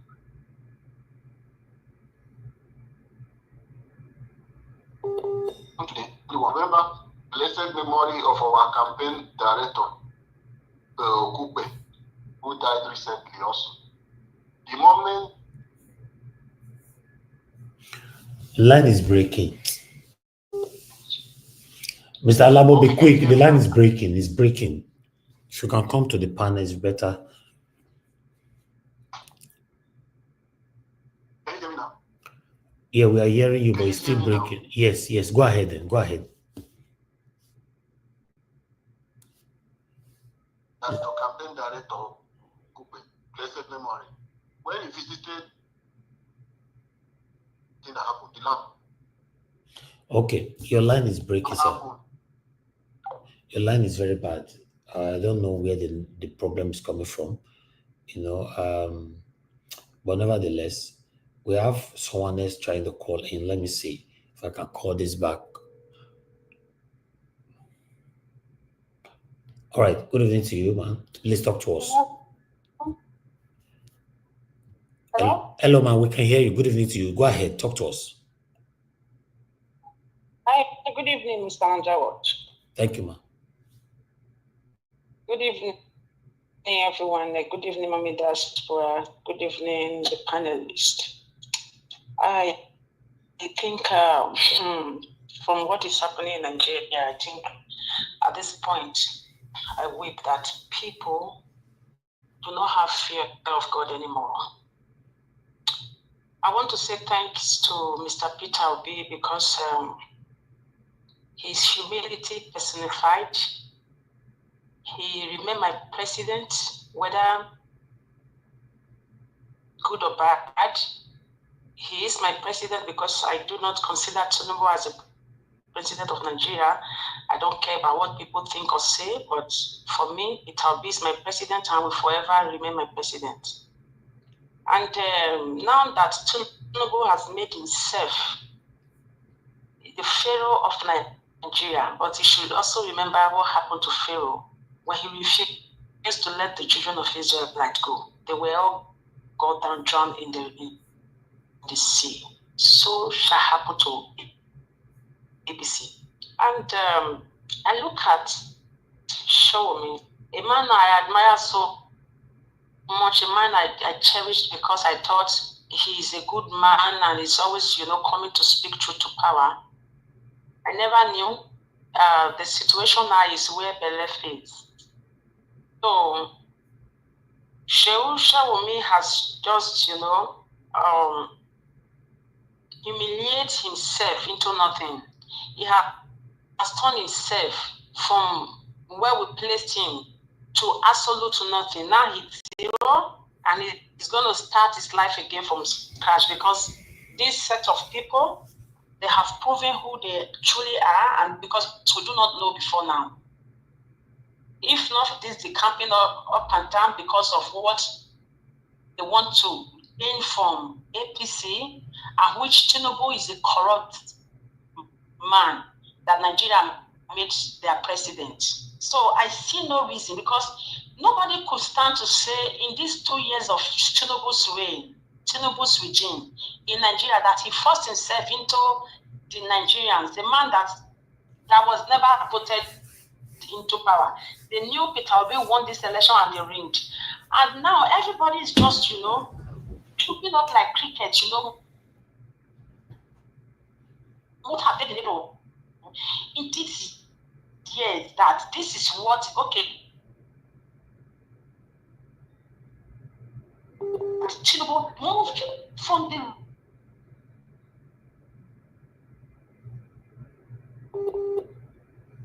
this illusion because he has left the reality. Because all right, Round up, man, round up. To move from that and round up, man. Your line is breaking up again. I don't know. The network. At this point, it's breaking up. Oh, I'm so sorry. So just round up.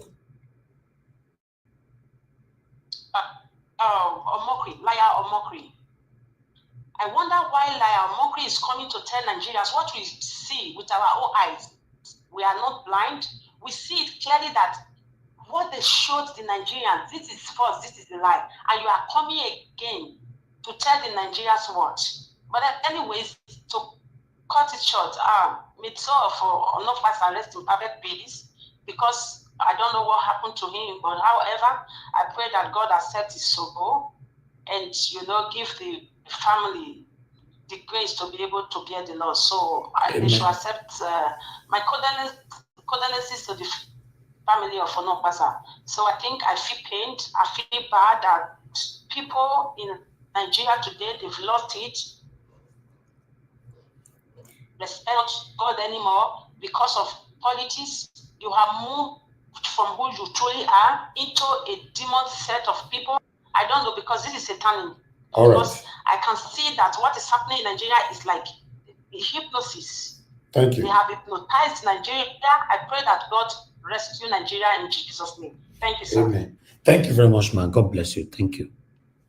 All right, callers, we are done for tonight because I don't know, our network is breaking. I don't know if it's me or them, but I'm not taking any more calls tonight anymore. I'm just going to focus on my panelists so that we can talk within ourselves.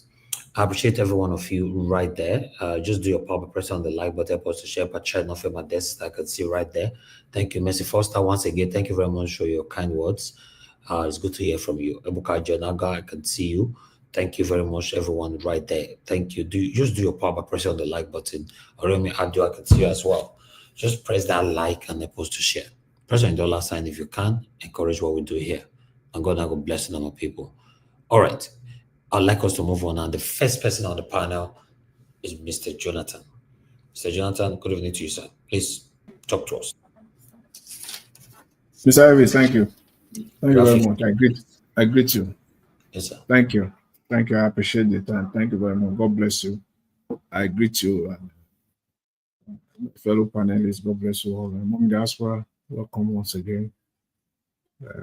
Good evening. God bless you greatly. All the panelists and all the commenters and the callers as well. I greet you all. God bless you all greatly. Welcome. And I don't even know where to start from, but this mockery thing, let me quickly touch it, because for me, it is baseless. It is desperation at work. We've seen desperation. Talk of desperation.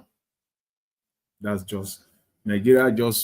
They give us our definition of English words, the real definition of what it means in display. We see it each and every day. Talk of being desperate for mockery. That is desperation at work. But I want to tell him this. You will do this tire. You will do it tire, because you will have to defend and defend and defend incompetence. You will defend lack of character. And each time you step out to do that, you will appear more foolish. In the process of trying to defend this system, this crooked government,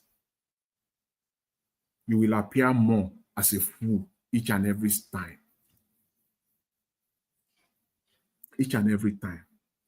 So it is better for you to get your acts together. And as a young person, as you're a young man, you are still a young man, and begin to do the needful for your country, rather than being a sycophant. And that brings me to this Showunmi of a man. You see, he said he's not a sycophant.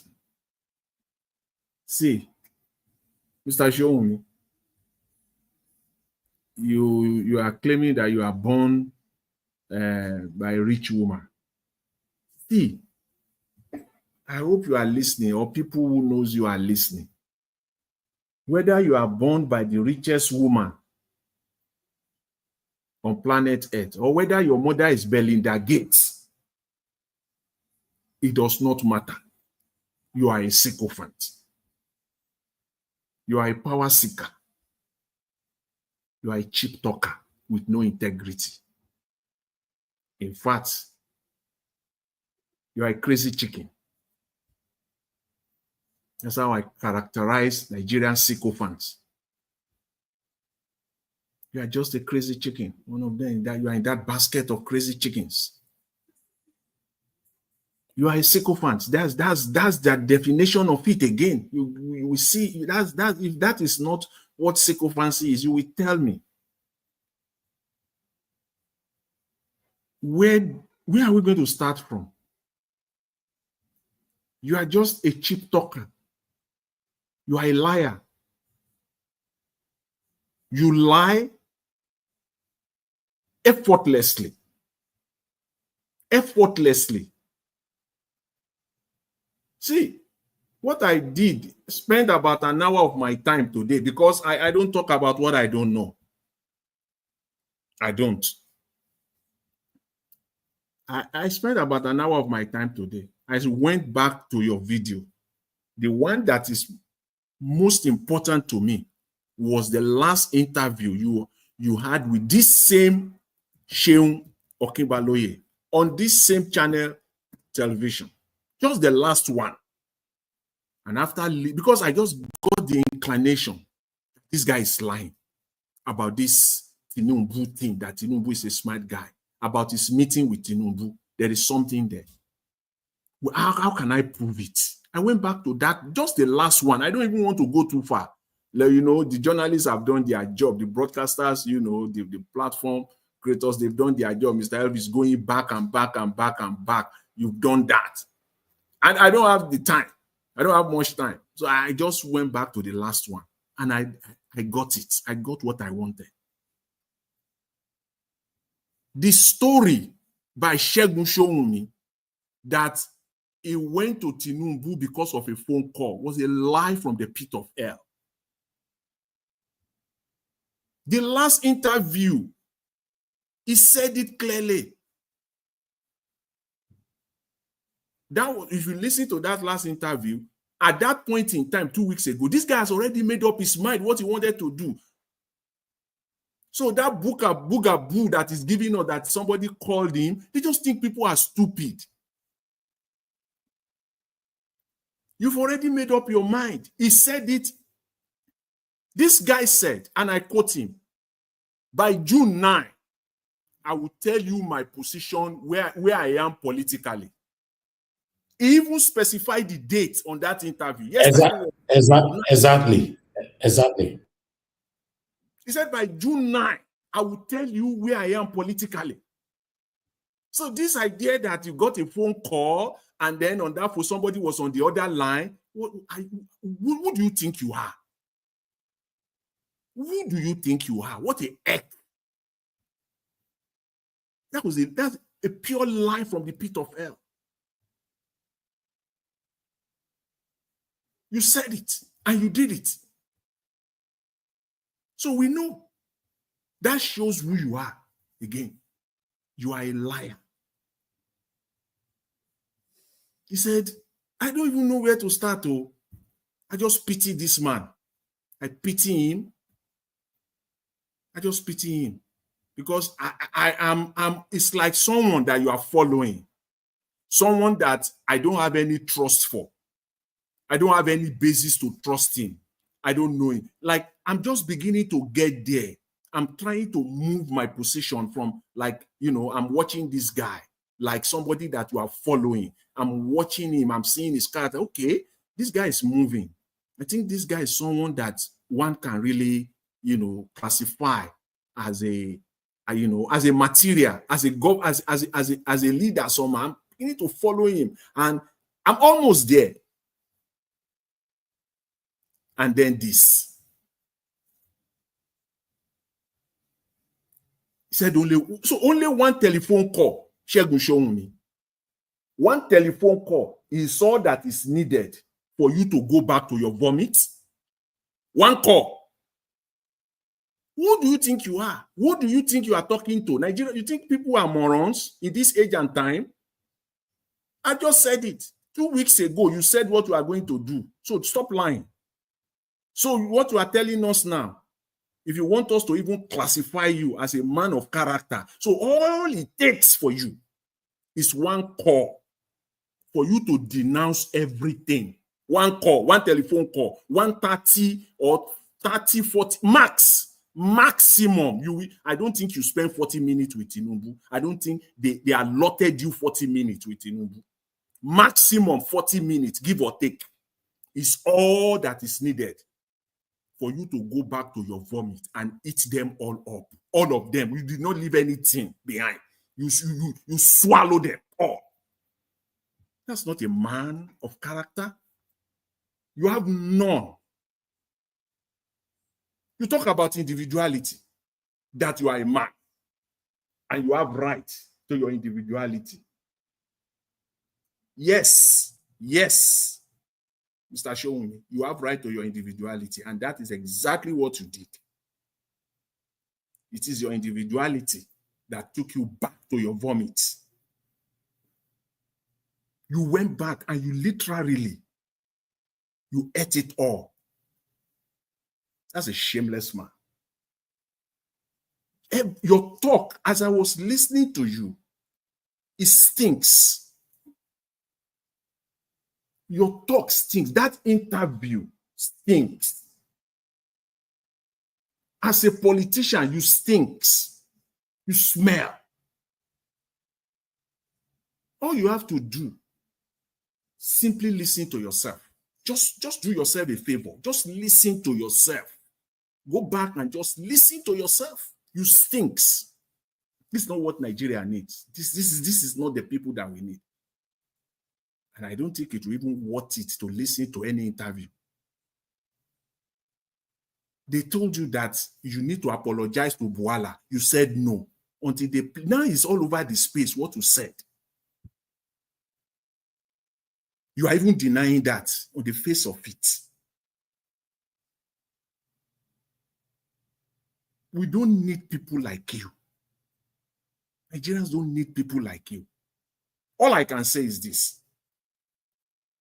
As far as I'm concerned, by my own submission, this man has been offered a position already. He has been offered a position already by Mr. Tinubu. He has taken it. He's just only waiting for the time. Just wait and see. And I started thinking, where will this guy fit in this crooked system? Where will he fit in? What is it that this man was offered? What was offered to him that made him to sink so low that he began to stink? What?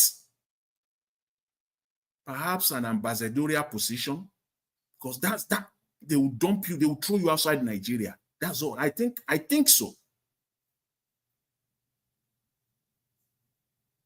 That is it for you. That's all your worth. That's all you worth in your entire career.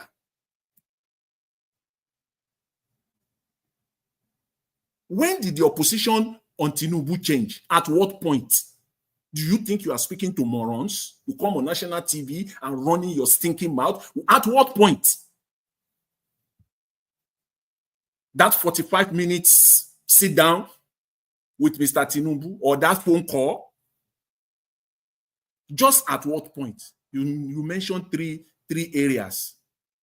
They all stinks. Segun Showunmi. All those your 3 points that you said you thought about, they all stinks. None of them adds up. Listen to yourself.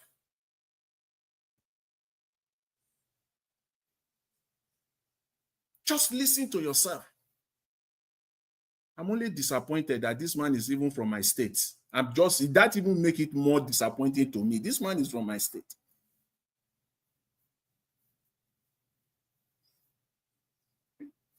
What an empty man that we have. He even has the audacity to be saying that Tinubu is smarter than Peter Obi. Yeah, that's your individuality. It's your own opinion. Tinubu is smarter than Mr. Peter Obi. On what basis? On what? On ideas? On competency? On character? On integrity? Where? You open your mouth on national TV. You berated Mr. Tinubu on his educational background. Everything is submitted. You call him a drug baron. You call him a certificate forger. So you are now okay. Can any of your own children do this and you will agree to it? Come back home. Just come back home. Any of your own children, anyone, or your brother or yours, do this and then you will be comfortable with it. But you can be comfortable. Nigerian can take all this rubbish. You are okay with it. Comparing Tinubu with Mr. Peter Obi, on what level? Is it on integrity or competency or on ideas? A country where they are stealing money left, right, and center, and you know it. A country that is not productive in any shape or form, and you know it.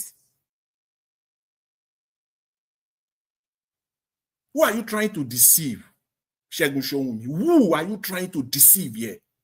That after that you will appreciate if you get to be inside. So you have been inside for 40 minutes. 40 minutes. That's that, Ms. Segun Showunmi. You are inside for 40 minutes. So that 40 minutes now gives you everything about what is happening in Nigeria. On the inside. 40 minutes. Are you kidding me? Who are you talking to? 40 minutes is all you need to be inside, to be an insider of the Tinubu government. You are a cheap talker. You are a job seeker. And you have no integrity. It says subsidy remover is subsidy remover. It is not remover by any standard. It is not remover, it's not remover. An unproductive system, and you are okay with it. A country where they are stealing, looting the country dry, and you are okay with it.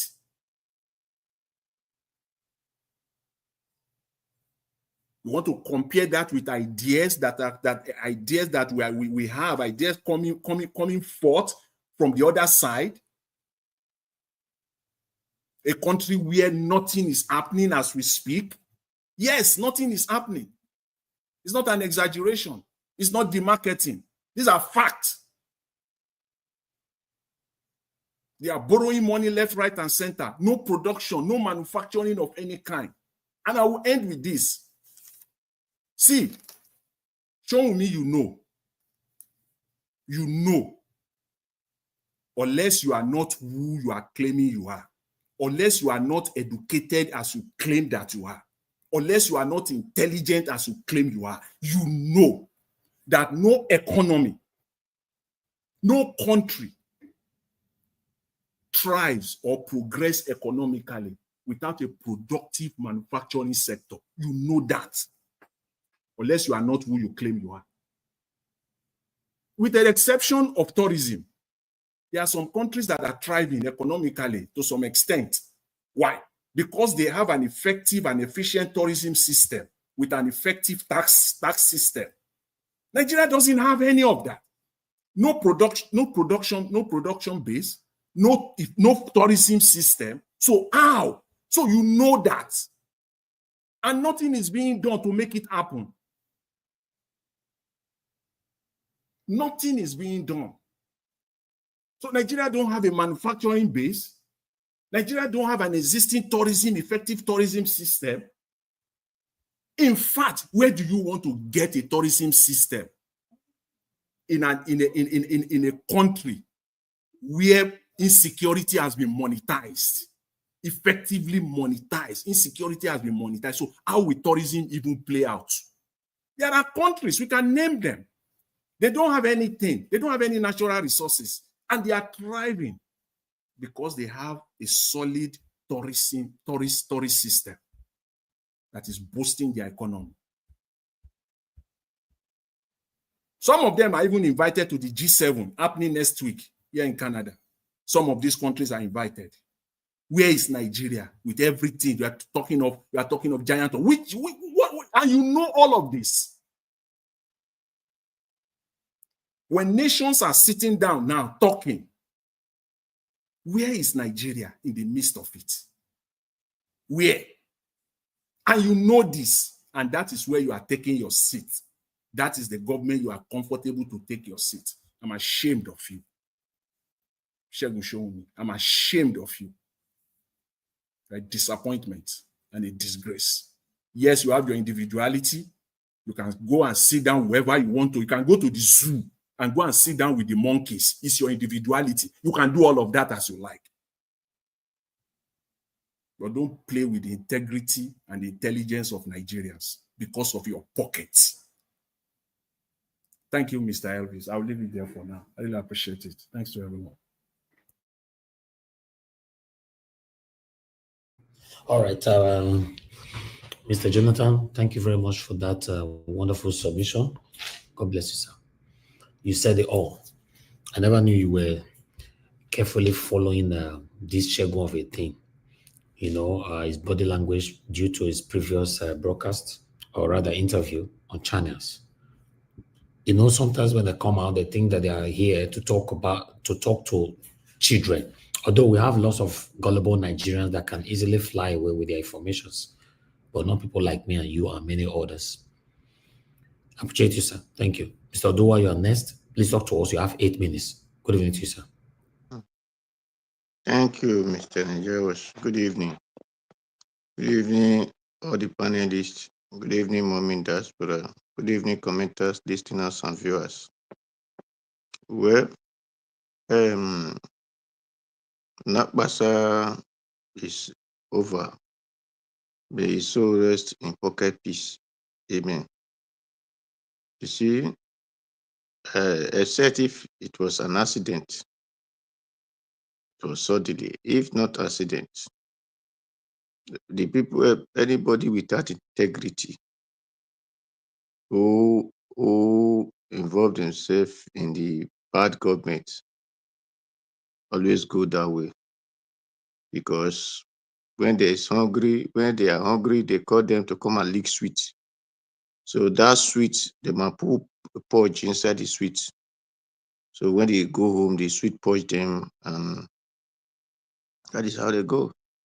Because Onokpasa were the one who told us that they were the one who take the vote of Peter Obi and add it to Tinubu.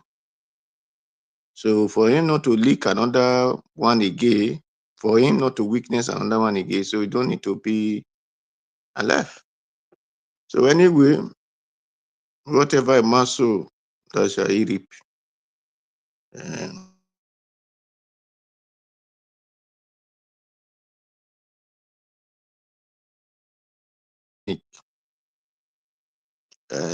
Well, people say that it's Arab is what they used to write.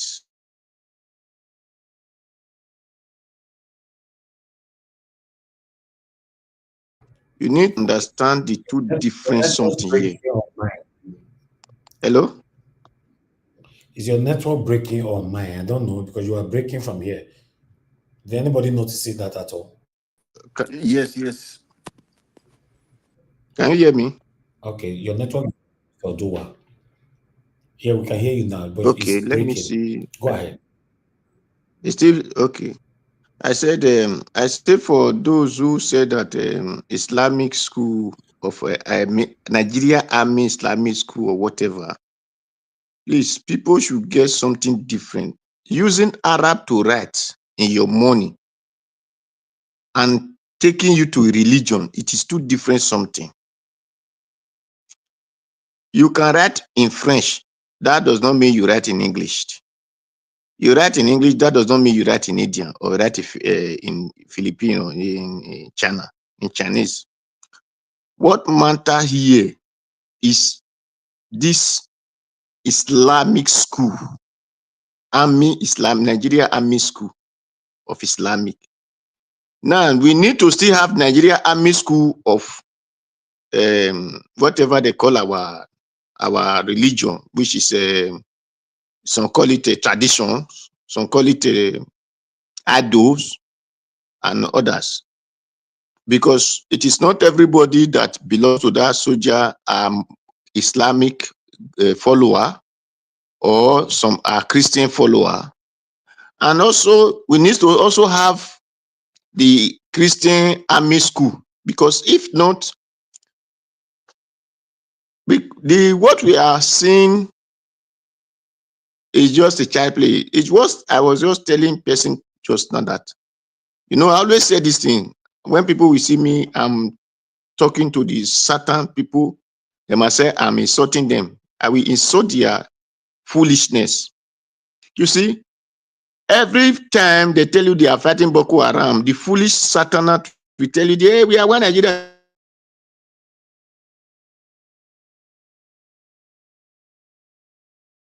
Invaders, there's nothing like terror. It is the foolishness of the SAT being slaughtered by the Northern soldiers.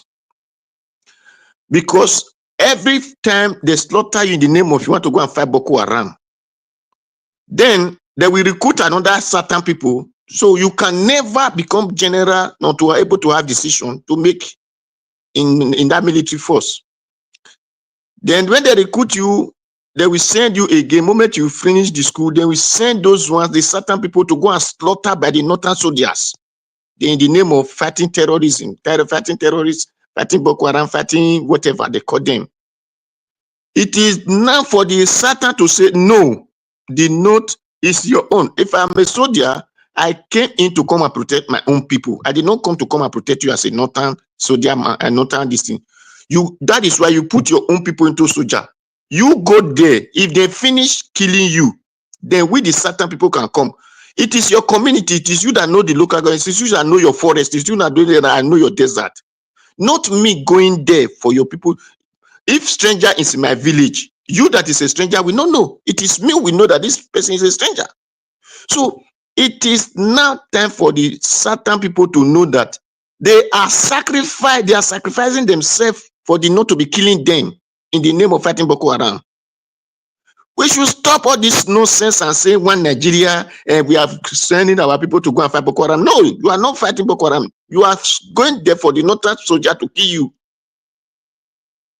So it is our duty now to ask for the Christians and the Ado worship or the pagan worship Nigeria Army School. Because if not, Nigeria will be worse than Turkey. Libya is even good. It will be worse than Turkey. It will be worse than this Palestinian that close to India, Pakistan, and all those areas. Nigeria will be worse than that. Because they have fought everywhere in the name of one Nigeria. The Fulani have covered all your villages. They have covered all your farms. They have covered all your roads. You cannot. Now, if you a Benin man or Yoruba man or Igbo man has class, they tell you you are this, they will arrest you. Then the way the Northern people are driving you out of your farm, driving you out of your village. I watched a video just now when these Yoruba people were leaving their villages. Not to talk of the one in Benue, who could no longer have a place. They are now living in Atiku camp. Not talk of the one in Zamfara. Unless we the Satan wake up from all this our slumber or this our sleep, I don't know what I will use to classify it. To say enough is enough. Either we divide this country, you go and hold your Islamic. There is no problem for that. And we will hold our own whatever religion we believe on. Or that thing will be cancelled. My brother said they are singing Hausa in the army this thing. Yes, Hausa is a language of Nigeria. Even if they sing in Arabic, it's not a problem. It's a language of people. But telling you that this religion is what the Nigerian army have to be practicing, that is where the problem comes from. Because we have different religion. And for those who doesn't also believe, they will still write it that for those who do not believe in any religion, Nigeria Army School. So that we will know that yes, they are balancing it. Not to force you into you must okay. That is if really they have Islamic. If they are those their destruction, they said don't kill in the Quran is written, but don't steal, don't commit adultery, don't do this. Since all these things have been happening, we have never found any of these people there. They are caught their hand. I believe by now they will have make some of the community people they are half hand and half leg. No, so now certain people wake up from your sleep or from your slumber. That is what I have to tell everybody. We should stop sending our people from the south to go and fight in the north in the name of one Nigeria. Or they are fighting Boko Haram, they are fighting this. And they should stop bringing their own to the south. They should go and, all those hold up those traffic and whatever they said they are doing in the south, they should go and be doing it in the north. Because you will travel a whole mile, a whole 2 miles, 3 miles in the north, you will not see any traffic of this thing. But Nigeria, in our south, everyone one pole, you will see them. In their side is where the terrorist is operating. So these certain people wake up from your foolishness. Thank you. Thank you, Mr. Nagawash. Thank you. Thank you, Mr. Dowa. God bless you, sir. Thank you. White Panther, it's good to have you on the show, sir. Good evening to you. If you are there, talk to us. Yeah, Mr. Ellis, good afternoon. How are you doing today? Thank you, sir. You have 8 minutes. Yeah. It's good to have you on the show, sir. Thank you so much. Thank you so much, sir. Yeah, let me also use this opportunity to greet everyone in the panel. Odua, thank you for your submission. Mr. Jonathan, too, thank you for your wonderful submission. Prince Collins, thank you for coming on board. And the Dream Nation, also thank you. So those are the comment section. We also thank you for coming on board today. Mommy Diaspora, I pray God will strengthen you and grace you more to keep doing what you're doing for our country. God bless you, ma. Well, in as much as looking at all the headlines and the news we have been able to flash today, in as much as death is not something that people smile about, it's not something that people are happy about, is a natural call, and is something that God has designed to every man. It's a design that God designed to every human being. So it's something that is inevitable. So we cannot dodge away, we cannot shy away from it. Even though we don't fall sick, some people sleep and don't wake up. Some people go through accident. Some people go through sickness. So in one way or the other, we are owing debt, as the way God has designed it. So to Onokpasa, I pray that his soul rests in perfect peace, and I pray that his family, find it in their heart to bear this great loss. To his family, it's a great loss. Even to us, the people of Nigeria, it's also a great loss. To APC, it's a great loss.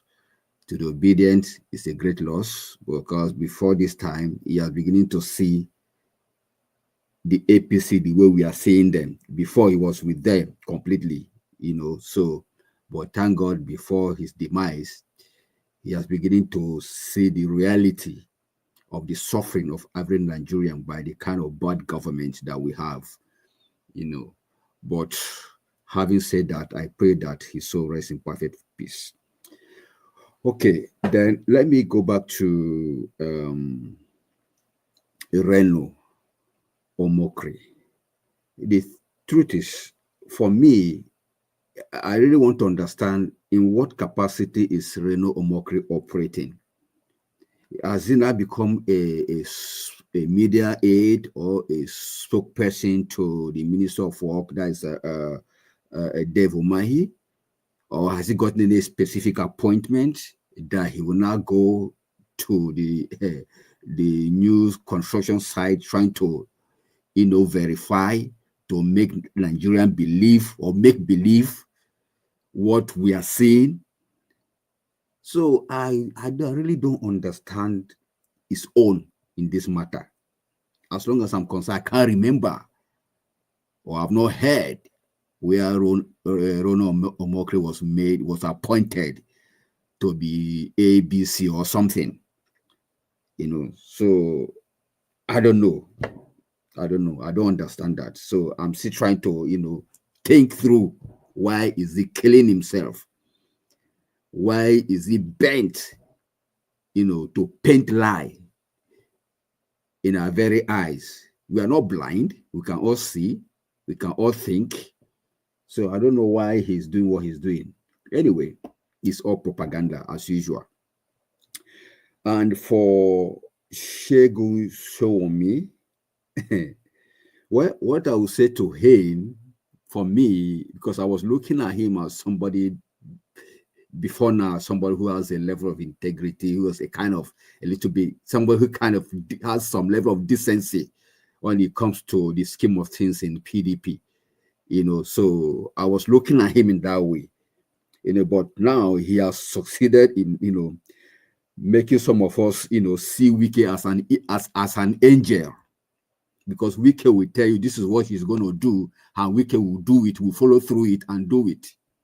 But it's on this kind of Showunmi style, I can't really understand.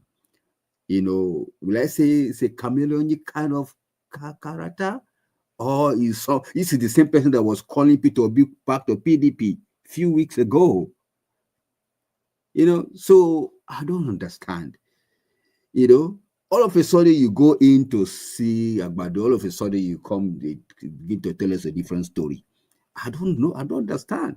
I'm not saying it's bad for you to visit a president. Of course, he's already a president of Nigeria. So if he invites you, I don't have any problem with that.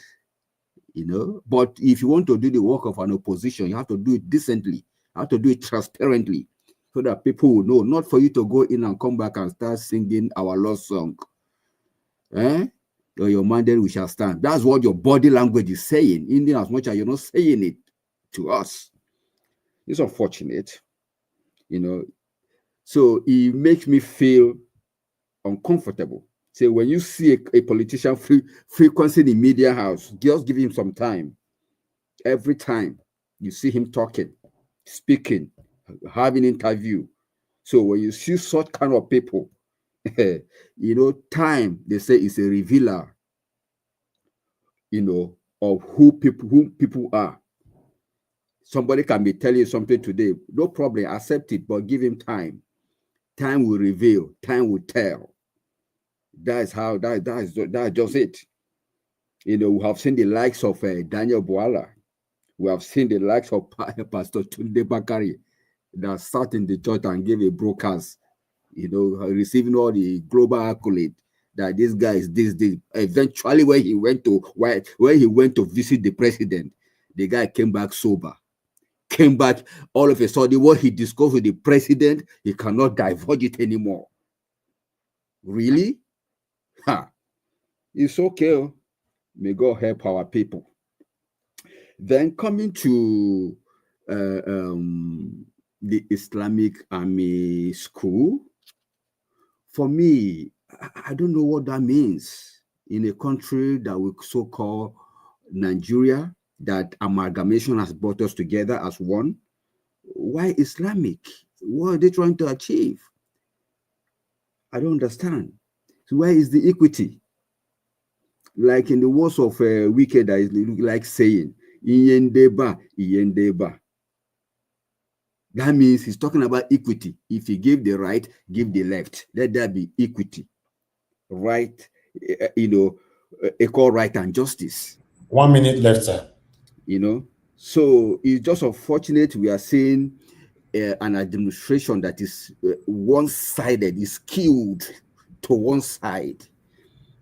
So we don't really know what is happening. We don't know the idea behind this. For me, there also be Christian Army School, and let's also there be non-Christian and Islamic Army School. If you open Islamic Army School, that is one. Also open Christian Army School, that is two. Then the third one, also open non-Christian versus Islamic Army School. None of them, so that those who are pagan, Those who don't attend either Christian or Muslim should also have their own level playing ground. For me, that is equity. Otherwise, I don't understand what this government is doing. Thank you, sir. Thank you very much, White Panther. God bless you, sir. I appreciate you. Prince Collis, then we go final with Oga Alabo.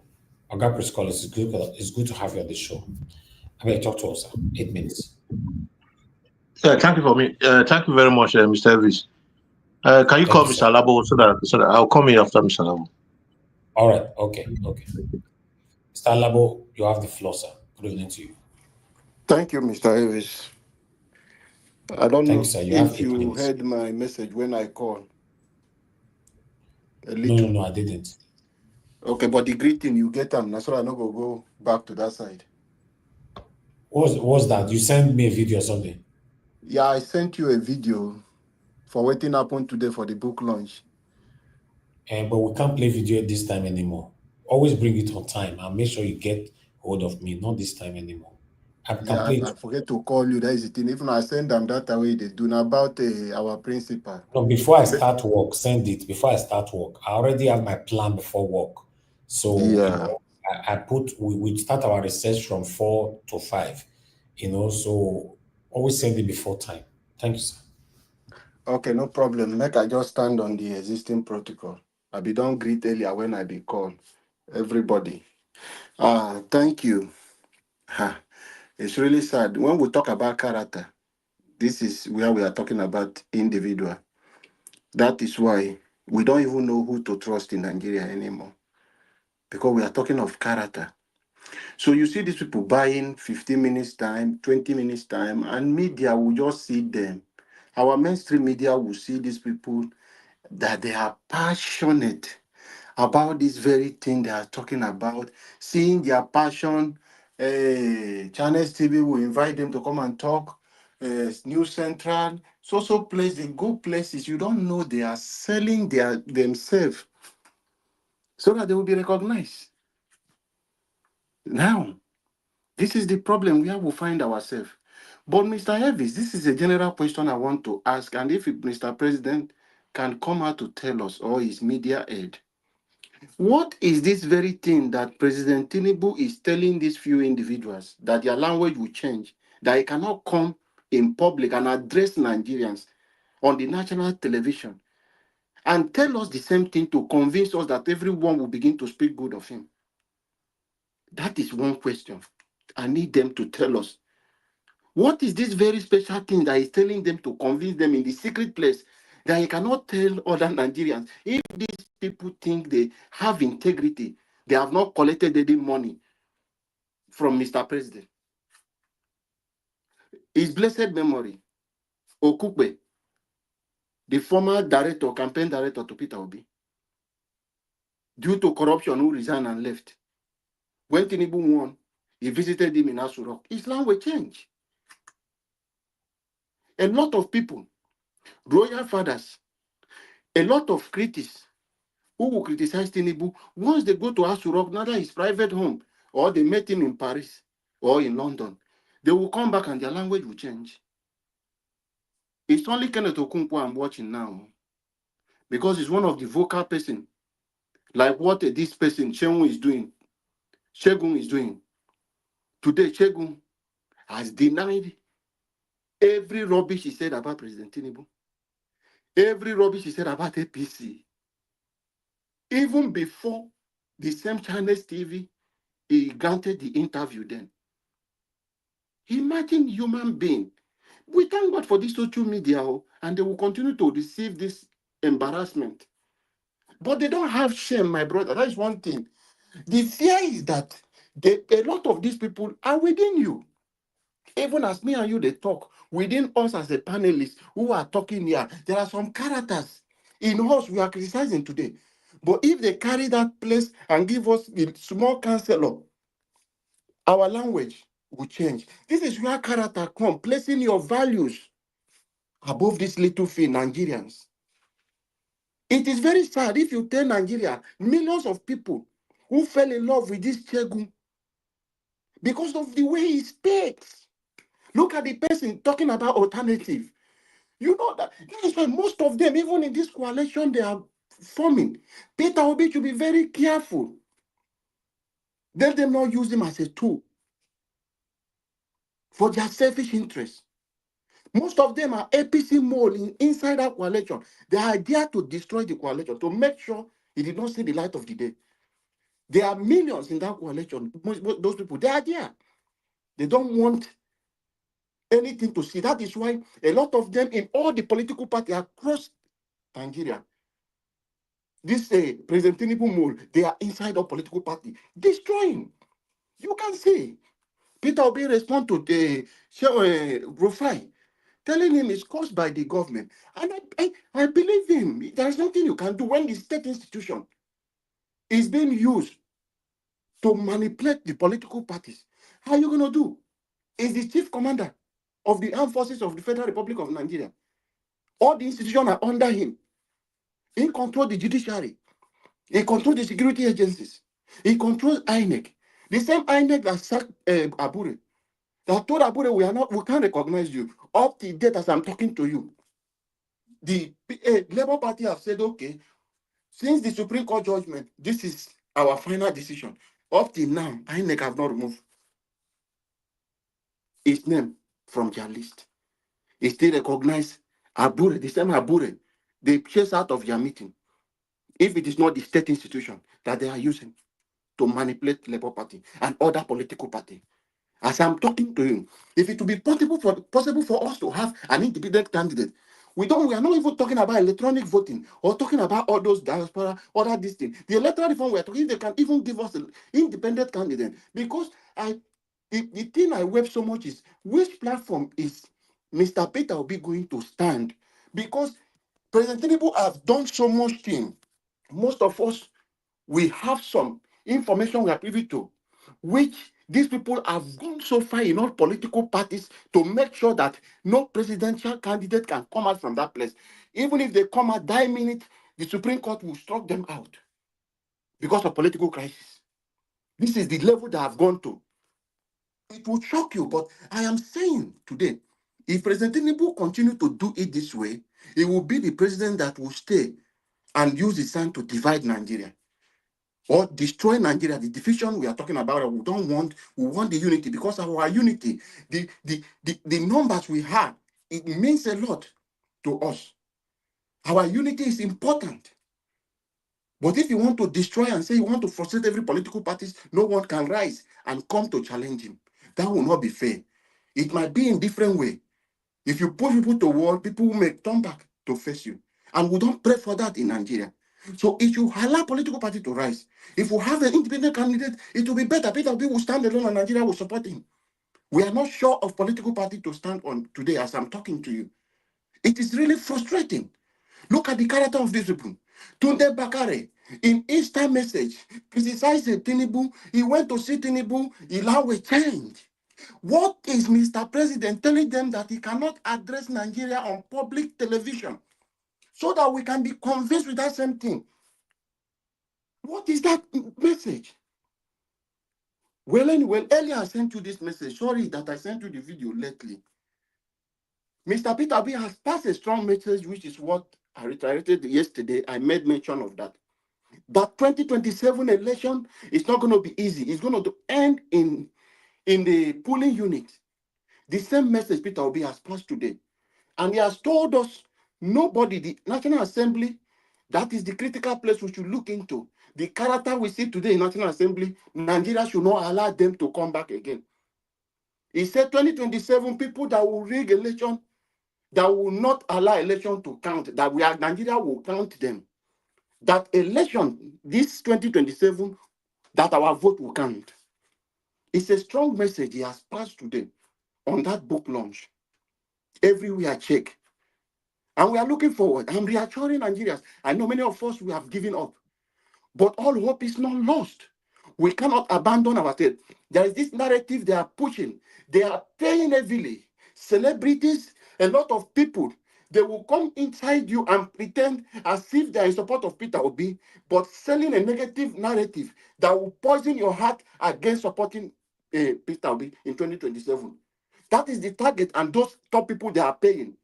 You would think they are the same friends with you who run the obedient movement, but they are more. They are evildoers who will come inside. They just want to poison the heart of Nigerians, discourage you, make you not see anything that will attract you, that will make you look as if, why would I vote for Peter Obi? Well, my vote will not count, anything will not happen. That is the narrative they are selling. And this message is going far. They are paying so much money to make sure their message get to the least place, least village in Nigeria. But we know with our voices countering their own message, we will build a better Nigeria. We cannot live abandon our Nigeria. Look at today. They are commissioning a renovated place. This is a 68 point something meters, not even up to a size of a stadium. Someone said they spent 39 billion in reconstructing just for you to renovate a place.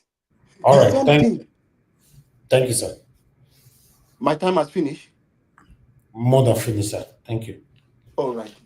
Mr. Can you just give me a second to summarize this, please? Oh, yeah, 30 quick, seconds. please. 30 seconds.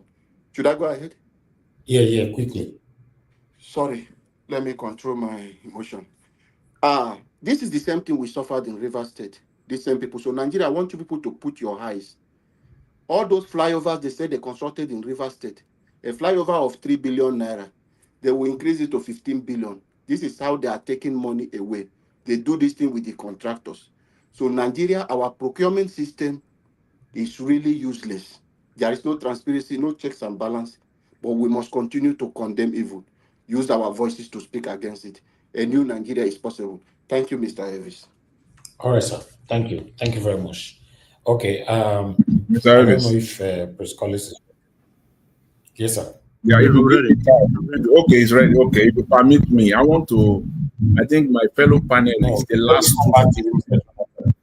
Just hold on. Let me get back. Okay. Let Press Collins speak first. Yeah, thank you very much, Mr. Elvis, and I want to appreciate all my panelists. Appreciate those in the comment section, those that are working earnestly to make sure that the comment section is busy. I want to tell you that you are much more appreciated than ever. And Mommy Diaspora, I want to say congratulations to you for what you are doing.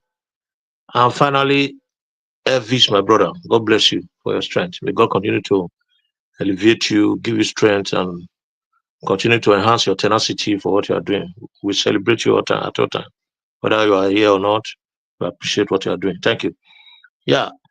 What I want to say is really brief, let me start from late Mr. Onokpasa, the funny politician, of our time that recently made me to laugh most time, because when I saw his political submission after the installation of the president, I just saw him as a politician that came to confess to Nigerians how they ringed Tinubu in against the will of the people. And he expressed that bitterly because he saw his camp of his enemy being penetrated and positions are given to them. But all the same, I want to say, may so rest in perfect peace. I really missed him, in our social media. I missed him a lot. And I feel that a lot of people will do, because he's so entertaining. He's like a comedian. So may so rest in perfect peace.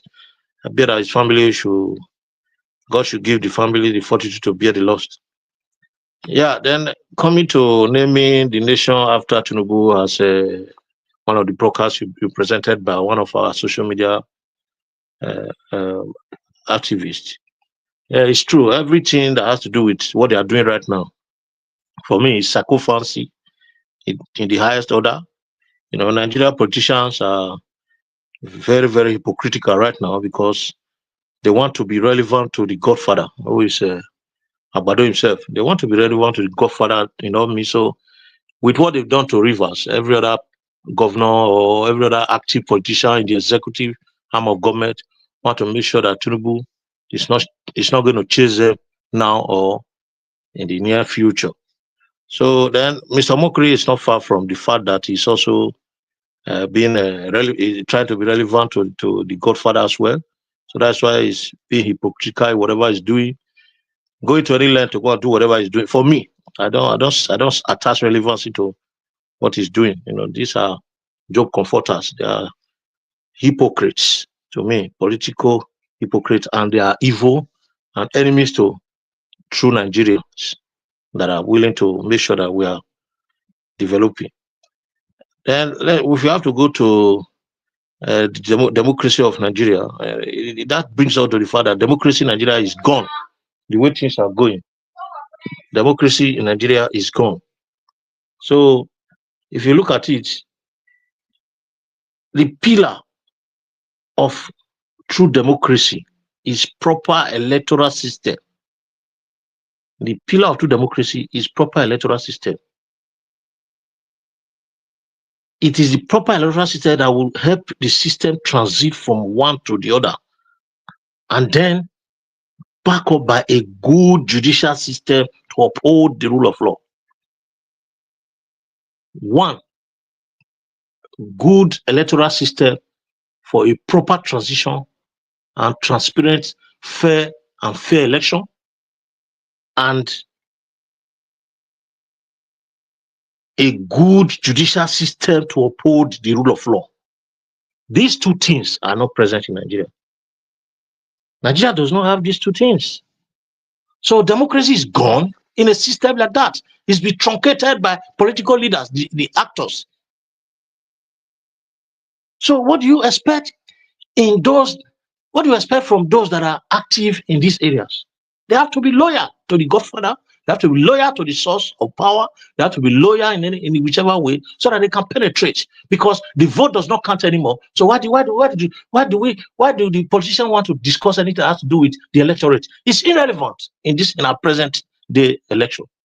So when people begin to say, "Oh, this person won, we win election by the 2027, this person 2 will fight for this person 3 will gather themselves," I begin to wonder why they are imagining such a thing, because the root cause of the issue is not being treated. You are giving paracetamol for headache, when the root cause of that headache is typhoid fever and malaria that you need to treat. You are just wasting your time. You will talk and talk and talk and talk, present yourself in the media as somebody that is relevant. At the end of the day, 2007 will come and go. 2027 will come and go. They will also do it the way they did it before. So for me, if we have to relate that to our principal, Peter Obi, the people, first of all, Peter Obi, he might win election 100 times. He might have 100% of this election by votes. They will not give it to him because, first of all, he does not have the structure to fight the present cabal, the present political evildoers of Nigeria. He does not have that ability to protect. Yeah. This was my son. I don't know if you follow. I was listening to you yesterday. Yes, I was going there, and it's like you were smart that you went. Yesterday, I was listening to you, and I appreciate the way you have to try to address the issue, because we have to say the truth. They wanted to eat me raw. They wanted to eat me raw here. Because they don't understand. They don't understand. I was listening to you all through yesterday when you were trying to let them know what is going on. We have to know what is going on so that we know how to address it. It's people that are getting up today to say that, oh, electoral system must be reformed, the electoral system must be looked into. They are not fools. That is the root cause of Nigeria problem. Not Peter Obi, not electorate, not anybody. Peter Obi cannot do anything funny in 2027. He's going to come. Resources will waste. People will waste their voices just the way we did it. Me, I can never be. I'm the kind of once beaten, twice shy. I cannot be stupid twice. Never. God forbid. I can never be stupid 2 times. You can't slap me one side, then I'll give you the other side to slap you. Never. If I don't retaliate, I move away from you. There is nothing anybody will do about this present dispensation of Nigeria system without revisiting the root cause of the problem. We are just wasting time. Even if the whole Nigeria vote for Peter Obi, this political cabal, if we don't break it, they will ring him out and put him in number 6. Nothing will happen. Is it the same Nigerians? In fact, the best place Nigerians would have come out to say, this is the time we have to take our mandate from this evildoer, would have been 2023. If they didn't come out by then, is it when Agbado want to vote for want to go for second term when the whole powers? You see, let me tell you the power of incumbency. You see, in a system where the judiciary has been eroded and the electoral system has been attacked, the power of incumbency is the order of the day. Once you can be once you can be part of the power of incumbency, you are done. You are made. The electorate are very, very irrelevant. Zero. So if anybody is expecting that the electorate is going to do magic, you are wasting full time. You are just wasting your energy. You are making yourself relevant. You are just making your voice be heard for nothing. So the fight must be, let the electoral reform take place before 2027. Anything outside that is a waste of time, energy, and effort. It's a waste of time, energy, and effort.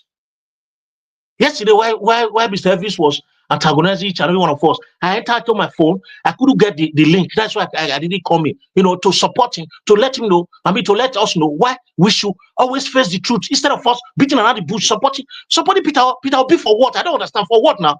A gentleman that is trying to make Nigeria work, there is no system that will put him there.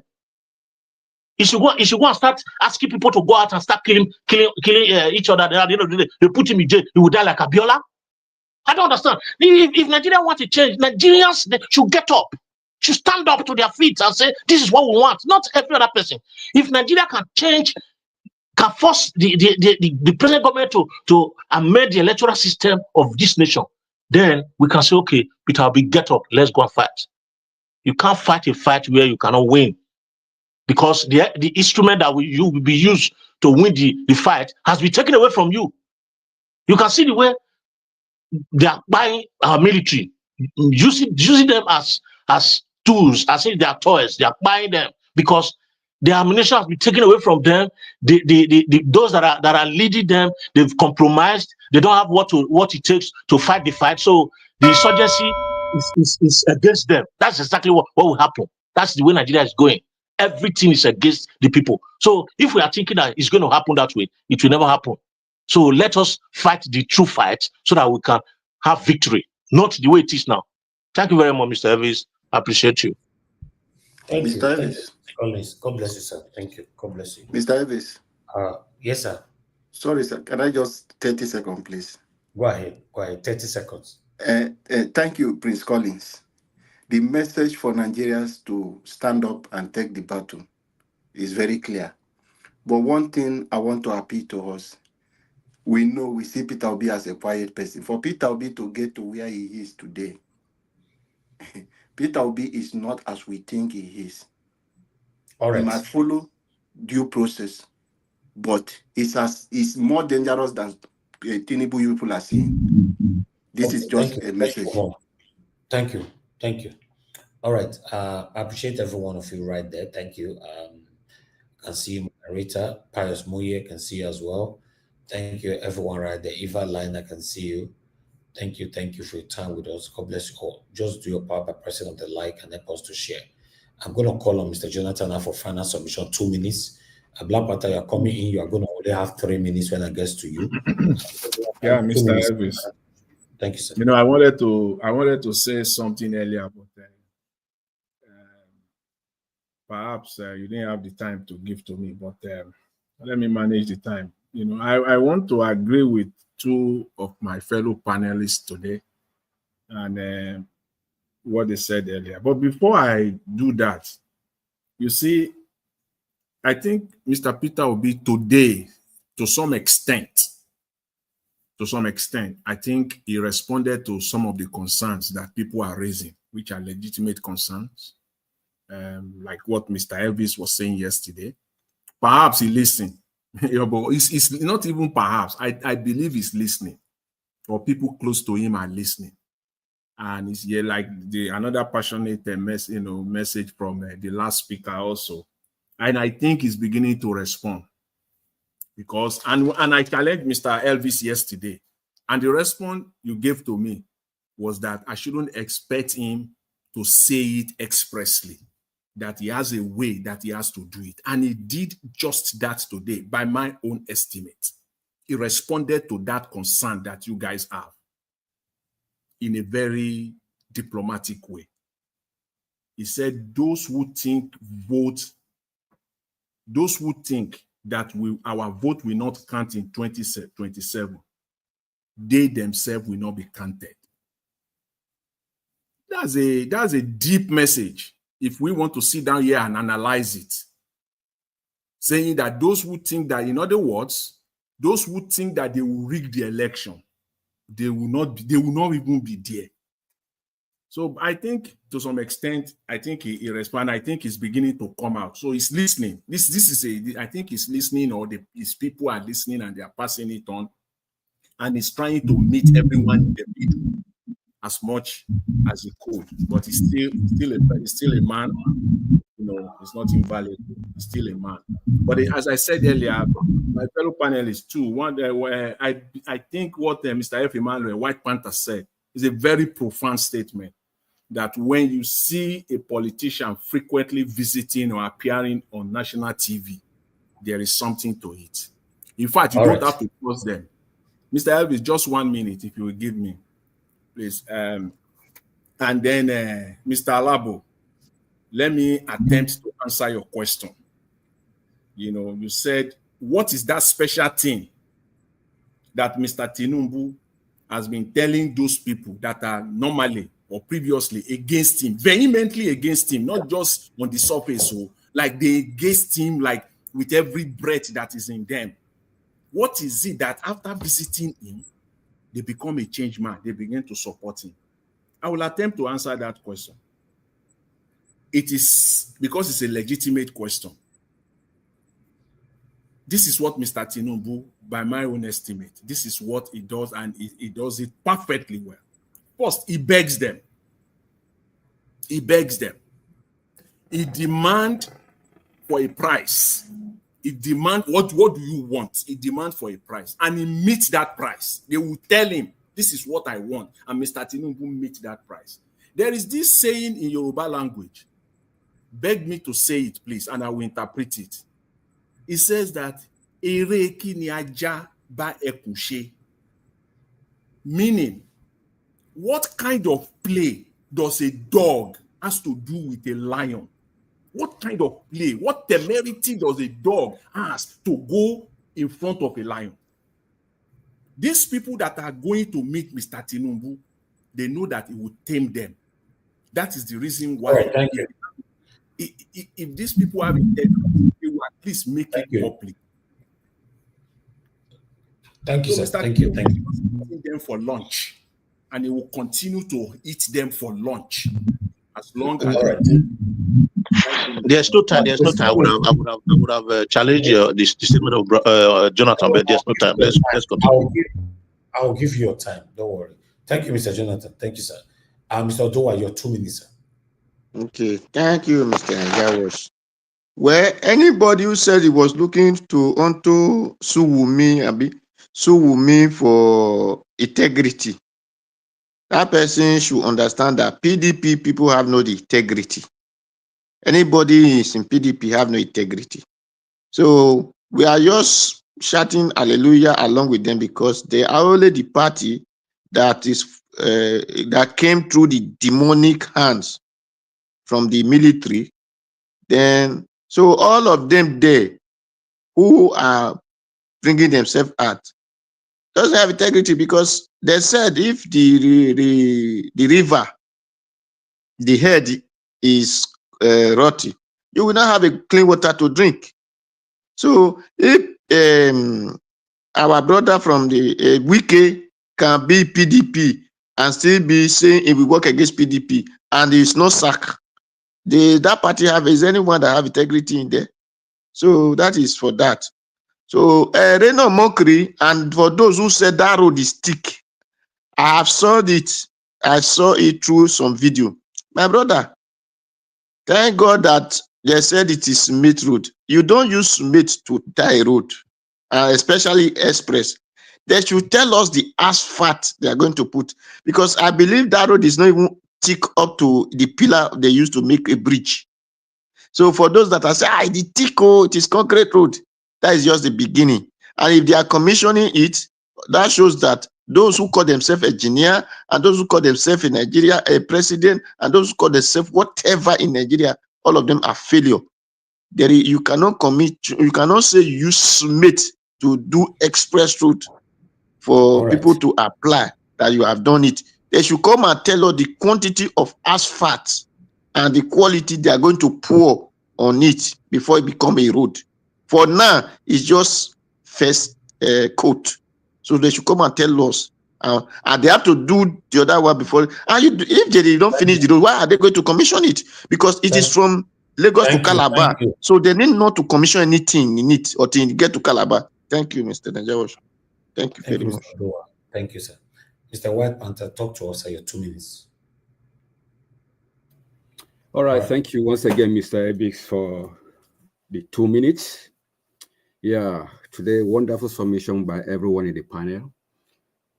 Well, let me borrow from the words of Ali Ndume. He said something very profound. He said, politicians are decamping, but the people that owns the sovereignty are not decamping. 2027 is going to be an election between APC and SNPP. Mark my words, APC versus SNPP. What do I mean by SNPP? Suffering Nigerian People's Party. Let's stop attacking individuals. Let's join hands with this, with Peter, Randy, to fight the system and get it corrected through electoral reform. Otherwise, all these people going to see Tinubu, in his word before, Tinubu policy or his mantra is what money cannot do, more money can do. That is what the guy believes in. So that is why anybody that go in there with him to have 10, 15, 20 minutes conversation comes out sober, comes back weakened and speechless. So the ball is now caught, Nigerian people. Let's fight and make sure that the electoral reform is being, corrected, is being reformed for the masses. Otherwise, we'll just be going around the circle. Thank you, and God bless you. Thank you, sir. Thanks for coming in to put your voice to this. I appreciate you, sir. Chris Collins, 2 minutes, sir. All right, thank you very much, Mr. Davis. You see, I appreciate someone talking about them not having integrity. That is true. A lot of Nigerian politicians don't have integrity, and it's not just the Nigerian politicians across the whole nation. People have lost their integrity because you can only keep your integrity when the system is in place for you to keep it. You don't just keep integrity because you want to keep it, or because you are a Christian, or because you have repented, or because you are a Muslim. You keep your integrity because there are systems that uphold your keeping your integrity. So how can you keep your integrity when you cannot maintain yourself, your status? How can you keep your integrity when the system does not allow you to keep it? How can you keep your integrity when every system has been eroded, has been corrupted, they've been hijacked by key players? You can't keep your integrity in a system like that. So the only thing that will make Nigerian politicians to keep their integrity is electoral reform and constitutional reform. When things are in place, when people are being punished for bad behavior and people are rewarded for good behavior, that is how people keep integrity. Or you think in a Western world where people just begin to maintain integrity is because they are good? No, because the system controls them. The system tells them this is what is to be done. So I can imagine why people say people don't keep integrity. You can't just keep your integrity. It's not a church where you have a pope standing and all the reverend fathers has to do one or two things following the Bible. That's an instruction. No, this is a larger society where people do things without you can even act when people don't see you. It is a system structure, good structure put in place that help people to keep integrity. This thing is not available in Nigeria. So how can you expect them to keep integrity? You see, this APC that you are looking at before 2027, APC is going to fragmentize. It's going to be like into 2 or 3 parts. That is where people with dignity will not come in and they will not start forming whatever they are forming. That is why I endorse. I mean, I will appreciate if Peter Obi does not, mess up himself with all these politicians that are looking for how to form a coalition or whatever. He should stay calm. The time will come. It's Nigeria politics. The Tinubu cannot hold people that are coming to him now. They are too much. They are going to disintegrate, and there's going to be power tussle among them because the people that are gathering together now are just the power brokers. So they cannot. It's just like they are saying Tinubu is having a free ticket to 2027. What about other governors? If they don't have the same free ticket, that will lead to fragmentation. It will lead to hunger, and people will begin to vest out their hunger in different ways. So that's the way it's going to look like. So thank you very much. Thank you very much, Mr. Elvis. I appreciate your time. Thank you. Thank you, sir. Mr. Elvis. Your 2 minutes. Mr. Jonathan, Elvis. please. Mr. Jonathan, hold on, please. Please. Okay, thank you, Mr. Elvis. Mr. Alabo is talking. All right, should I go ahead? Yes, sir. All right, 2 thank you, minutes. Mr. Elvis. I know last time I said Peter Obi is dangerous. I don't mean as if he's a bad person, but he's more sophisticated than what we see him. He's quiet.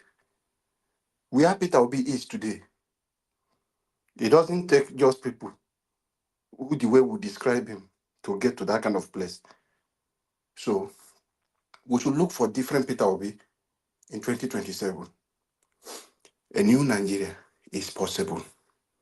We can do it. I know we are pushing for electoral reform. We will not give up. But if I told that man who pretend to be a Democrat refused to give us the electoral reform, APC in 2014 promised Nigeria to reform INEC. But since 2015 they get into power, INEC has remained the same. But Nigerians, we have come to understand who APC, who they truly are. We will not give up. We should continue to do what is right. We need people with good character in 2027. Don't just sit down and watch. If you know you can be a House of Rep member and you will not behave like a Imaswe and the rest of them, you can step out. That is where we'll have problem. We should focus on the people that will make law for us. If we have credible lawmakers that will work and checkmate the executive, if there is check and balance in the system, just like our brother said, institution in the Western world is what that controls the people. Because the people are scared of institution. The police are not much, even if you are not seeing the police, but you are scared of committing a crime. Because you don't want to go through the route of you because of that mistake you make. Let me use driving license as an example. If you make that mistake, they will withdraw it from you. You will start from beginning to go theory. After theory, you are not suspended for 1 year. So these are things people will look at and they will not want to make mistake. Nigerians, we need people of good character. Thank you. Let us come out. Thank you. God bless you, Mr. Evans. Thank you, sir. Black Panther, it's good to have you on the show. Talk to us, sir. You have 3 minutes. Good day, everyone. May God bless everybody. Thank you, Naija Watch. All of that protocol observed. Naija Watch, this election that we are talking about, just 2 years ago, we are talking about election. 2 years more, we are talking about election. They have dragged us. These people, they are becoming another. They are building another dimension into the space. They have dragged us now into the election. Now, I said one thing yesterday. I said we should begin to speak to Obi. We should begin to tell him what we want him to do. Because we will create him, not in creating us. Because we are the victim. We are angry to change the system. He knows the secret, but he might not be able to voice it out. But he's doing it intelligently. He heard us yesterday. He said those people that want to rig the election, they will not be counted. We need to start speaking like that. And make him start planning that way. Because we cannot allow him to go the way he's going, because that is his mindset, and that is the way he built up himself. He's just an individual. But we are in the multitude that are angry with the system, that we needed the system to change. We need to create what we want to see through him. You cannot do the same thing and expect a better result the second time. Yeah, exactly, my brother. God bless you. It's not possible. That's why I said yesterday, let us go and think over this and start to tell him what he needs to do.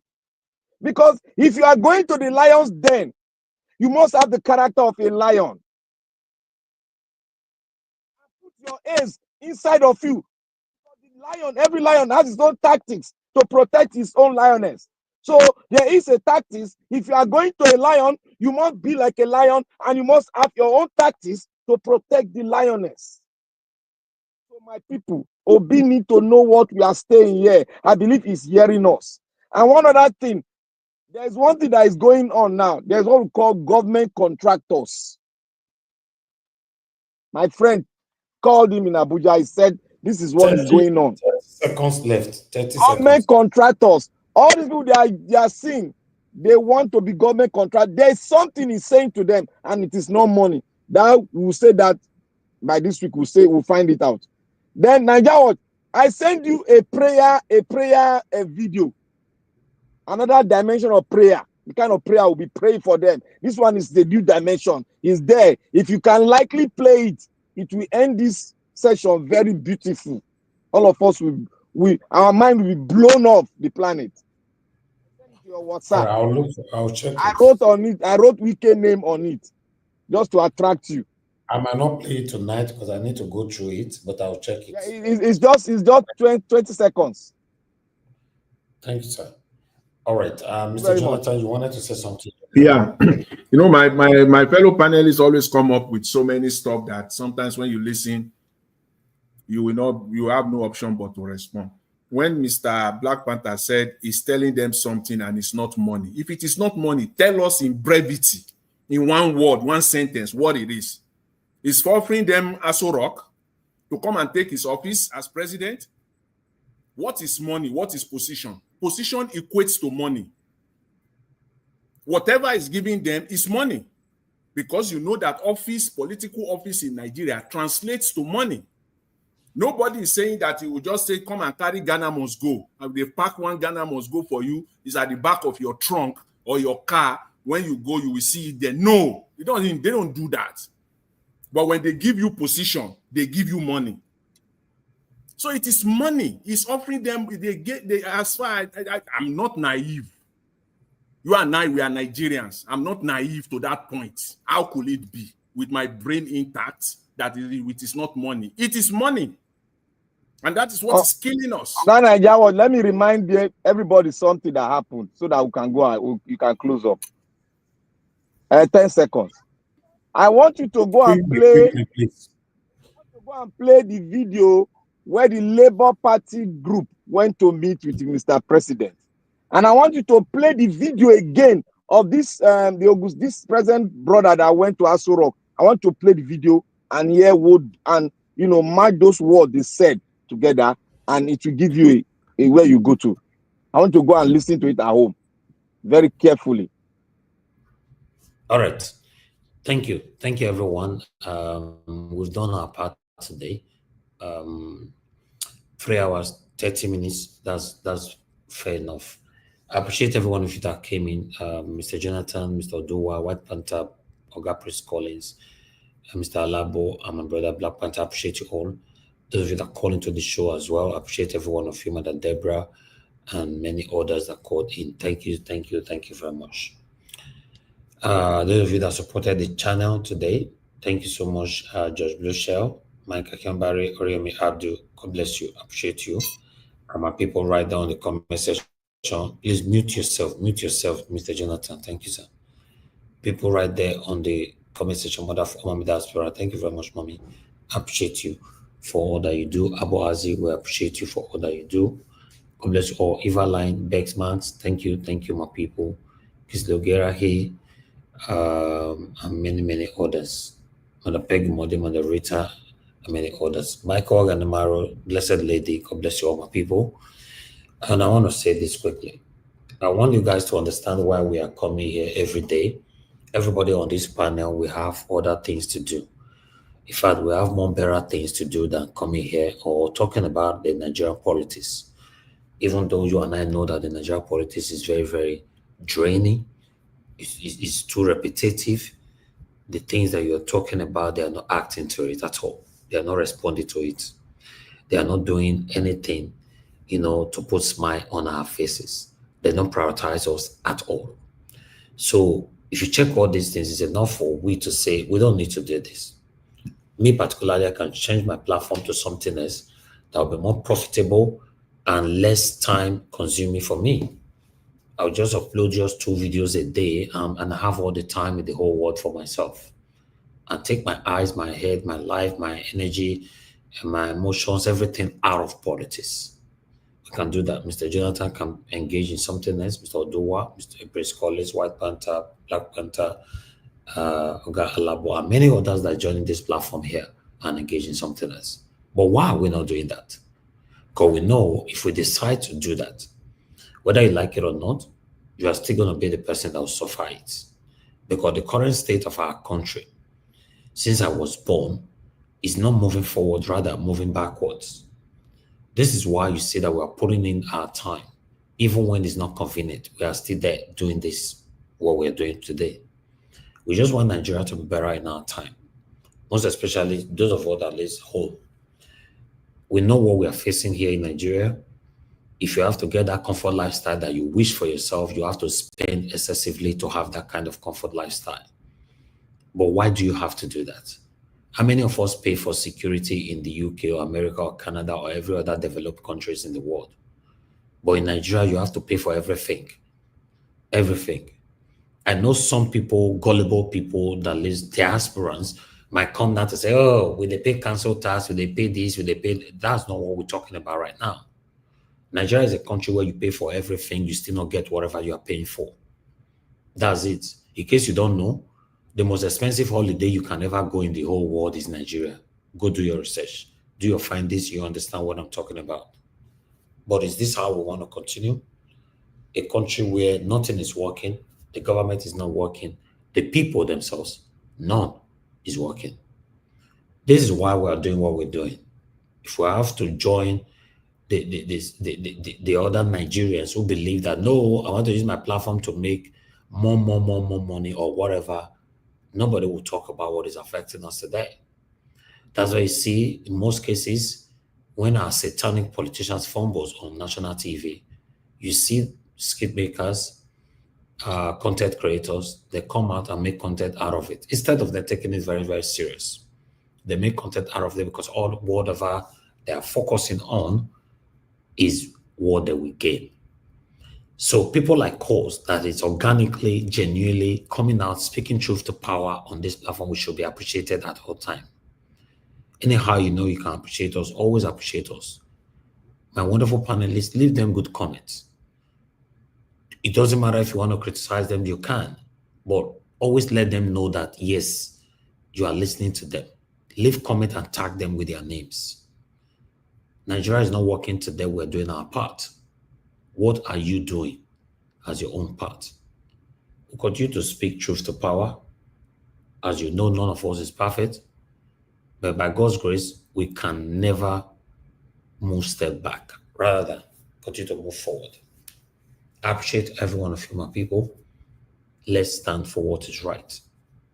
Death is inevitable. Look at Onokpasa today.